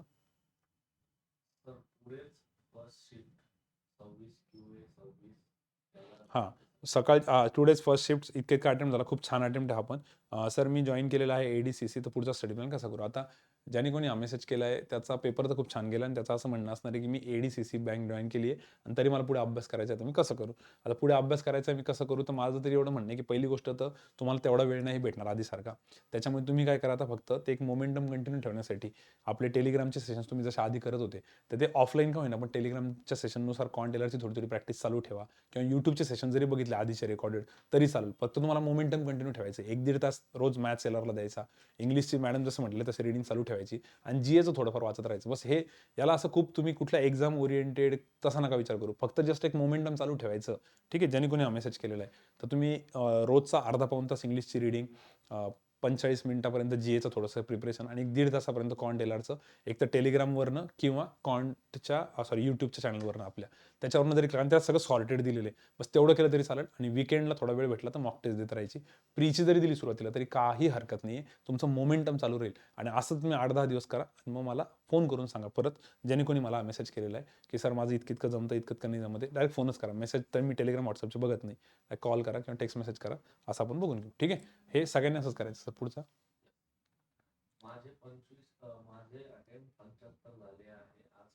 ओके. माझे अटेम्प्ट 75 झालेले आहे. आज फर्स्ट शिफ्ट होती. कॉम्बो 49 आहे. तुमचा व्हिडिओ बघितल्यामुळे, स्ट्रॅटर्जीमुळे मला खूप फायदा आला. हां, तर हे प्लीज स्ट्रॅटर्जीचे जे लास्ट मिनिट स्ट्रॅटर्जी सेशन्स असतात किंवा रिव्ह्यूचे जे सेशन्स असतात, त्याचा असा फायदा होतो. ठीक आहे. तर आम्ही जे कोणी फॅकल्टी देत असेल क्लासची, त्यांचे सेशन्स बघत जा. पुढचा सर. तो येल्लो याच्यातलं का? हां. हां, याच्यात त्यांनी लिहिलं होतं काय चान्सेस राहतात सर या स्कोरवरती तुमच्या एक्सपिरियन्सनुसार, लीडनुसार. तर हे मी ऑलरेडी बोललो RRBच्या ह्याच्यामध्ये. हां, RRBच्या ह्याच्यात बोललेलो मी. IPS क्लर्कचा 19 डिसेंबरचे ह्याचं त्यांनी लिहिलं आहे, 84 अटेम्प्ट आहे. इतकं प्रिलिम्स निघेल असं वाटतंय सर. पेपर चांगला गेला आहे. विकली डॉग ऐकतो सर तुमचा, आणि ओम सरांना रेग्युलर स्कोर कार्ड शेअर करतो. मॉक टेस्टसाठी, मेन्ससाठी विशेष काय करू? हे बघ, मेन्ससाठी काय करायचं मी सगळं सांगितलं IPS क्लर्कच्या, आणि ह्याचा स्क्रीनशॉट ठेवण्याचं एकच रिझन होतं की ओम सरांना रेग्युलर स्कोर कार्ड शेअर करतो. असं कुठलं तरी Om sir, Ajit sir, Sujit sir, Ram sir यांच्यासोबत तुम्ही कम्युनिकेट करत राहा. त्यांच्यासोबत थोडंसं टचमध्ये राहा. आणि ज्या कोर फॅकल्टी आहेत शिकवणाऱ्या, त्यांच्या तर टचमध्ये राहाच तुम्ही, पण बाकी डाऊट्स क्लिअरिंग फॅकल्टीसोबतही टचमध्ये राहा. अजित सर स्वतः तिथे ॲनालिसिसला असतात. प्रत्येक सॅटर्डेला मॅडम पण तिथे असतात. त्यांच्यासोबत जाऊन तिथे भेटा. थोडा अजून पिक्चर क्लिअर होईल. जे औरंगाबादला आहे त्यांना तो एक ॲडव्हान्टेज आहे. जे औरंगाबादला नाही त्यांनी ॲटलीस्ट फोनवरती तरी बोला. त्याच्याने बराच फरक पडेल. आणि सगळ्यात पहिले तर विकली टॉक ऐका. त्याच्यात बऱ्याच गोष्टी कव्हर होत आहे. सर पुढे. ओके. हा पॉईंट ह्याला मी थोडंसं एक्सप्लेन करणार होतो तुम्हाला, की family pressure, self doubt, boredom, हे खूप जणांशी फोनवरती बोलून मला हेच पॉईंट वाटत होतं. मी माझा स्वतःचा स्क्रीनशॉट आहे. आणि लास्ट, हां, 25-30 डेज. तर खूप जणांचं तेच चाललंय जुन्या मुलांचं, प्री न निघाल्यामुळे एखादी SBIची म्हणा किंवा कुठली अपेक्षा होती त्या पेपरची आणि त्यांना खूप फॅमिलीकडचं एक प्रेशर आहे. तर प्लीज फॅमिली मेंबरशी थोडंसं ओपनली बोला. ज्यांना फॅमिलीमधनं प्रेशर आहे, थोडंसं सांगा त्यांना, की मी मेहनत पण घेतोय किंवा तुमचे कोणी मित्र-मैत्रिणी असतील जवळचे, फॅमिली फ्रेंड्स असतील त्यांनाच बोलायला लावा, की याला थोडंसं फ्रीडम द्या. कारण ते त्यांच्याशी न बोलणं म्हणजे अजून तुम्हाला दूर करतंय. तर पहिले तर ते एक बोला, त्याचं ते टेन्शन काढून टाका. बऱ्याच मुलांचं असं पण असतं, की सर मला फॅमिलीकडनं काही प्रेशर नाही आहे, पण मला स्वतःचीच लाज वाटते, मी काय करू? सेल्फ डाऊट घेणं वगैरे. तर सेल्फ डाऊट घेणं किंवा एकटं-एकटं राहणं त्याच्यामध्ये प्लीज बरेच जण लगेच रीडिंग चेंज करता, ग्रुप चेंज करता, मी माझं-माझं एकटं करेल आणि अजून डिप्रेशनमध्ये जातात. तर माझं असं मत आहे, की असं कोणत्याच गोष्टी नका करू. नॉर्मल जसं चाललंय तसं चालू ठेवा. फक्त त्याला कन्सिस्टंटली करा. स्वतःवरला थोडंसं बॅक करा. लाईफमध्ये अशी पण कधी-कधी स्टेज असते, की सगळ्या गोष्टी आपण करत असतो, तरी तुम्हाला आउटपुट दिसत नाही. तर त्यावेळेस थोडंसं वेट करावं लागतं. त्याचं आउटपुट तुम्हाला काही दिवसानंतर दिसतं. बरोबर? आणि तुम्ही ते वेटच नाही करत. तुम्ही तोपर्यंत लगेच काहीतरी उडी मारून घेता दुसरी. परत काहीतरी वेगळी उडी. तर तसं नका करू. तर बऱ्याच जणांच्या मला तर चेहरे पण आठवत आहे, फोनवरती बोललेलं पण आठवत आहे, जुन्या मुलांचं स्पेशली. तर ह्या गोष्टीला स्वतःला पहिले तर बॅक करा. दुसरी गोष्ट तुमच्या जवळचे जे कोणी मित्र, मैत्रिणी आहेत ना, त्यांच्यासोबत ह्या गोष्टी शेअर करा. थोडं बोला. मनातल्या मनात नका ठेवू ते. थोडंसं बोला ते बाहेर काढा. टीचर लोकांसोबत कंटिन्यूअस तुम्ही ते नाही बोलू शकत, कारण तेवढं कॉन्टॅक्ट होत नाही कधी-कधी आणि एवढं समोरच्याला ऐकायला वेळ नसतो कधी-कधी. तर मग तुमचे जे कोणी जवळचे मित्र-मैत्रिणी आहेत, जे तसे प्रिपरेशन करताय किंवा जे स्टुडंट आधी बँकेत लागलेले आहेत, ऑब्व्हियसली तुम्ही क्रॉनिकल्स ऑफ टाईममध्ये सगळ्यांच्या तोंडून ऐकलं असेल, की यार आम्हाला पण असा प्रॉब्लेम झाला. मग त्यांना बोला, त्यांच्याशी शेअर करा. तर बरेच जणांना ज्यावेळेस मी नंबर देतो त्यावेळेस ते म्हणतात, "सर, मला तुम्ही परफेक्ट पर्सनचा नंबर दिला. याने मला एकदम बरोबर सांगितलं, जो माझा प्रॉब्लेम होता त्यांनी ते समजून घेतला." कारण त्यांनी तो अनुभवलेला आहे. ठीक आहे. त्याच्यामुळे तुम्ही अशा लोकांसोबत बोला, ज्यांचं सिलेक्शन आधी झालेलं आहे. त्यांना पण ही फेज आलेलीच असते, जुने मुलं. त्यात काहीच लाज नका वाटू देऊ. आता काही-काही मुलांचं असं असतं, की त्यांचे मित्रच लागलेले असतात, पण त्यांच्या मित्राशी बोलायला त्यांना लाज वाटते, कारण खूप दिवस झालेले. तसं नका करू. थोडं पॉझिटिव्ह पॉइंट ऑफ व्ह्यूने विचार करा, बोला, शेअर करा ते. ती शेअरिंग खूप इम्पॉर्टंट आहे आजच्या डेटला आणि या स्टेजला तरी, की जिथं तुमच्याकडं एकच एक्झाम बाकी आहे, एज बार होत आहेत, फॅमिली प्रेशर म्हणा, तुमचं एक तुमच्यावरती डाऊट यायला लागला तुम्हाला, प्रेशर येते. कारण असं खूप एक्झाम्पल्स बघितलेलं आहे, की मुलांनी थोडंसं स्वतःला तिथं पुश केलं आणि एकदम व्यवस्थित रिझल्ट येऊन गेला. आणि कधी-कधी ती एक रिझल्टची फक्त वाट असते, की तो एक रिझल्ट आला की लगेच सगळ्या गोष्टी चांगल्या व्हायला लागतात. आता 5th ऑनलाईन बॅचचे 2 स्टुडंट होते. एकाची प्री निघाली पहिली तर सगळ्या गोष्टी नीट होत गेल्या. कॉन्फिडन्स वाढला, स्वतःला बॅक केलं आणि एकाची पहिली नाही निघाली तर सगळ्या गोष्टी डाऊन होत गेल्या. असं पण होतं कधी-कधी. त्याच्यामुळे तसं नका होऊ देऊ, ठीक आहे. त्यामुळे ग्रुप नका तोडू, त्या मेंबर्सला सोबत ठेवा. खूपच ते मेंबर्स निगेटिव्ह असतील, तुम्हाला त्रास देत असेल, तर मग त्यांना स्प्लिट करा, काही हरकत नाही. पण अदरवाईज ते थोडंसं शेअर केलं पाहिजे, ठीक आहे. ओके सर, पुढे अजून याच्यात काय पॉईंट होता शेवटचा? हां, बोर्डम वगैरे. हां, बोर्डमचं तुम्ही खूप ऐकलं यार, की सर बोर होतंय. हे तर मी तुम्हाला आधी बोललो, की हाच फरक आहे कॉम्पिटिटिव्ह एक्झामच्या प्रिपरेशनमध्ये आणि बाकी एक्झामच्या. तिथं कसं असतं 11th-12thचं ग्रॅज्युएशनचं दर 5-6 महिन्यानंतर सिलेबस चेंज होतोय. प्रत्येक सेमिस्टरला चेंज होतोय. कुठलीतरी एक्झाम होती, त्याचे मार्क्स दिले जात आहे. तर त्याच्यात ते बोर नाही होत. वेगवेगळं चालू राहतं रोटेशन. इथं तेवढंच प्रिपरेशन जे तुम्ही मागच्या 1 वर्षापासून, 1.5 वर्षापासून, 2 वर्षापासून करताय किंवा 6 महिन्यापासून करताय, जे कोणी स्टुडंट आहे, तर हे बोर होणं एकदम साहजिक आहे. तर त्याच्यामुळे त्याला दुसरं काहीच सोल्युशन नाहीये. एक सोल्युशन असं आहे आपल्या साइडनी, की तुम्ही स्वतःला एंगेज ठेवा. मग एंगेज कुठे ठेवू शकता?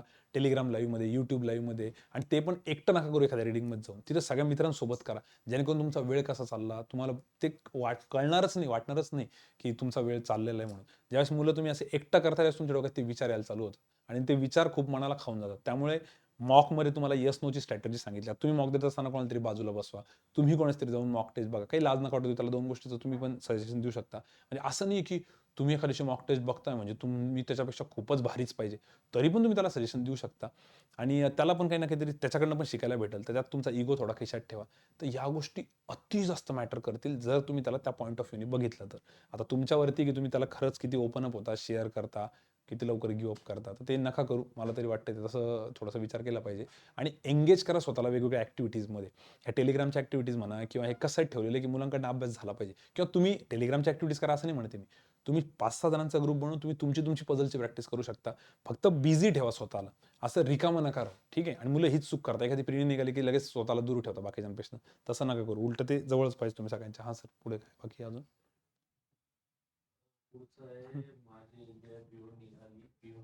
ओके. सापडला. SBI PO प्री निघाली आहे सर आणि IBPS प्री 80 अटेम्प्ट आहे सर. मेन्सचा अभ्यास नाहीये सर खरंच. SBI मेन्स देऊन यायला 2-3 दिवस जातील ट्रॅव्हलिंगमध्ये वगैरे. तर मेन्स देऊ की नको असं वाटते, की IBPS क्लर्क मेन्सचा अभ्यास करू. चुपचाप SBIची मेन्स द्यायची. It's a life time experience, त्यामुळे तो देऊनच यायची. आणि IBPS क्लर्कचा जरी अभ्यास करायचा असेल तर ऑलमोस्ट दोघांचं मी जे शेड्यूल दिलेलं आहे ते सेमच आहे, फक्त इकडे हायर लेवल आणि इकडे थोडी लोअर लेवल आहे. तर मला तरी वाटते की SBIPOचं मी जे शेड्यूल दिले ते 2-3 दिवस फॉलो करून बघ त्याचा कसा एक्सपिरियन्स येतो. आणि जर ते खूप हेवी गेलं तर एक्झाम तर द्यायचीच आपल्याला, नंतर IBPSच्या याच्यावर जरी शिफ्ट झाला तरी चालेल, काही प्रॉब्लेम नाही. ठीक आहे. हां सर, झालं. हां, ओके, ठीक आहे. हा मला भेटत नाही पण मी ऐकलं सरांनी काय सांगितलेलं आहे. हां, सर विकली डॉकमध्ये RBI असिस्टंटबद्दल अपडेट सांगा. तर जेवढ्याही आपल्या RBIच्या स्टुडंटला विचारलं ते म्हणतात सर येणारच आहे, का बरं अडकले आम्हालाही माहीत नाही. कारण की भले मागे त्यांचं पैसे वगैरे वेजेस वेज रे ह्याचं केलं होतं त्यांनी, ॲडजस्टमेंट वेज सेटलमेंटचं होतं बरंच काही. पण ते म्हणत की सर त्याचा नाही याचा खरं तसं पाहिलं तर काही संबंध नाही म्हणे. कारण दोन्ही डिपार्टमेंट वेगळे. पण कशामुळे अडकले माहीत नाही. भस्कन ॲड येऊ पण शकते. त्यामुळे तुम्ही प्रिपेअर्ड राहा सगळ्यात मेन हे. अचानक ॲड आली आणि ते म्हटले आहे तुमच्याकडे 40 दिवसात प्री आणि 60 दिवसात मेन्स आहे, काय करता मग? त्यामुळे अभ्यास करून रेडी राहणं हेच सोल्युशन आहे. LICसाठी पण आहे. त्यामुळे मला अशा मेसेजेसचं पहिलं तर हे नाही समजत की याच्याने फरक काय पडणार आहे. प्रिपेरेशन करणं गरजेचं आहे. जर असं म्हटलं की 4 महिन्यानंतर आहे RBIची, तर मग अभ्यास सोडणार आहे का आपण? 1.5 महिन्यानंतर आहे, तर मग करा, लागा, पेटा. त्यामुळे प्रिपरेशन तर चालूच ठेवा. कोणाच्याही मनात हे विचारणं साहजिक आहे, पण त्याचे काही पुख्ता जानकारी तो नहीं है हमारे पास. और रहा सवाल NRE-CET के बारे में, हाँ, उसका तो लॉजिकल कोई भी बता सकता है. आता तुम्ही मला पण कळत असेल की हे पुढच्या वर्षी तर होण्याचे चान्सेस खूप कमी आहे. कारण ते जर व्हायचं असतं त्यासाठी प्रोसेस किती लागेल, किती करोडामध्ये ते स्टुडंट असणार आहे. त्याच्यामुळे मला नाही वाटत की ते आता 2022ला होईल. मला काय कोणालाच नसेल वाटत. लॉजिकल आहे एकदम. ठीक आहे. त्यामुळे NRE-CETचं नका टेन्शन घेऊ. हां. आणि SSCचं कॅलेंडर आल्यानंतर तर पिक्चर क्लिअरच होऊन गेला. मराठी मेसेज. ओके, ये मैसेज जिसका नाम नहीं लिया जा सकता उस पर्सन ने भेजा है. 1:48 AM म्हणजे रात्रीचं आहे बरं का. सर मी श्री ऑनलाईन सेंटर एकदम भारी आहे. त्याचं हे होतं सर्वात चांगली गोष्ट आहे की तिकडे पैसे लागत नाही सर लॉकरसाठी पण आणि पार्किंगसाठी पण. ठीक आहे. चलो और बताओ सर.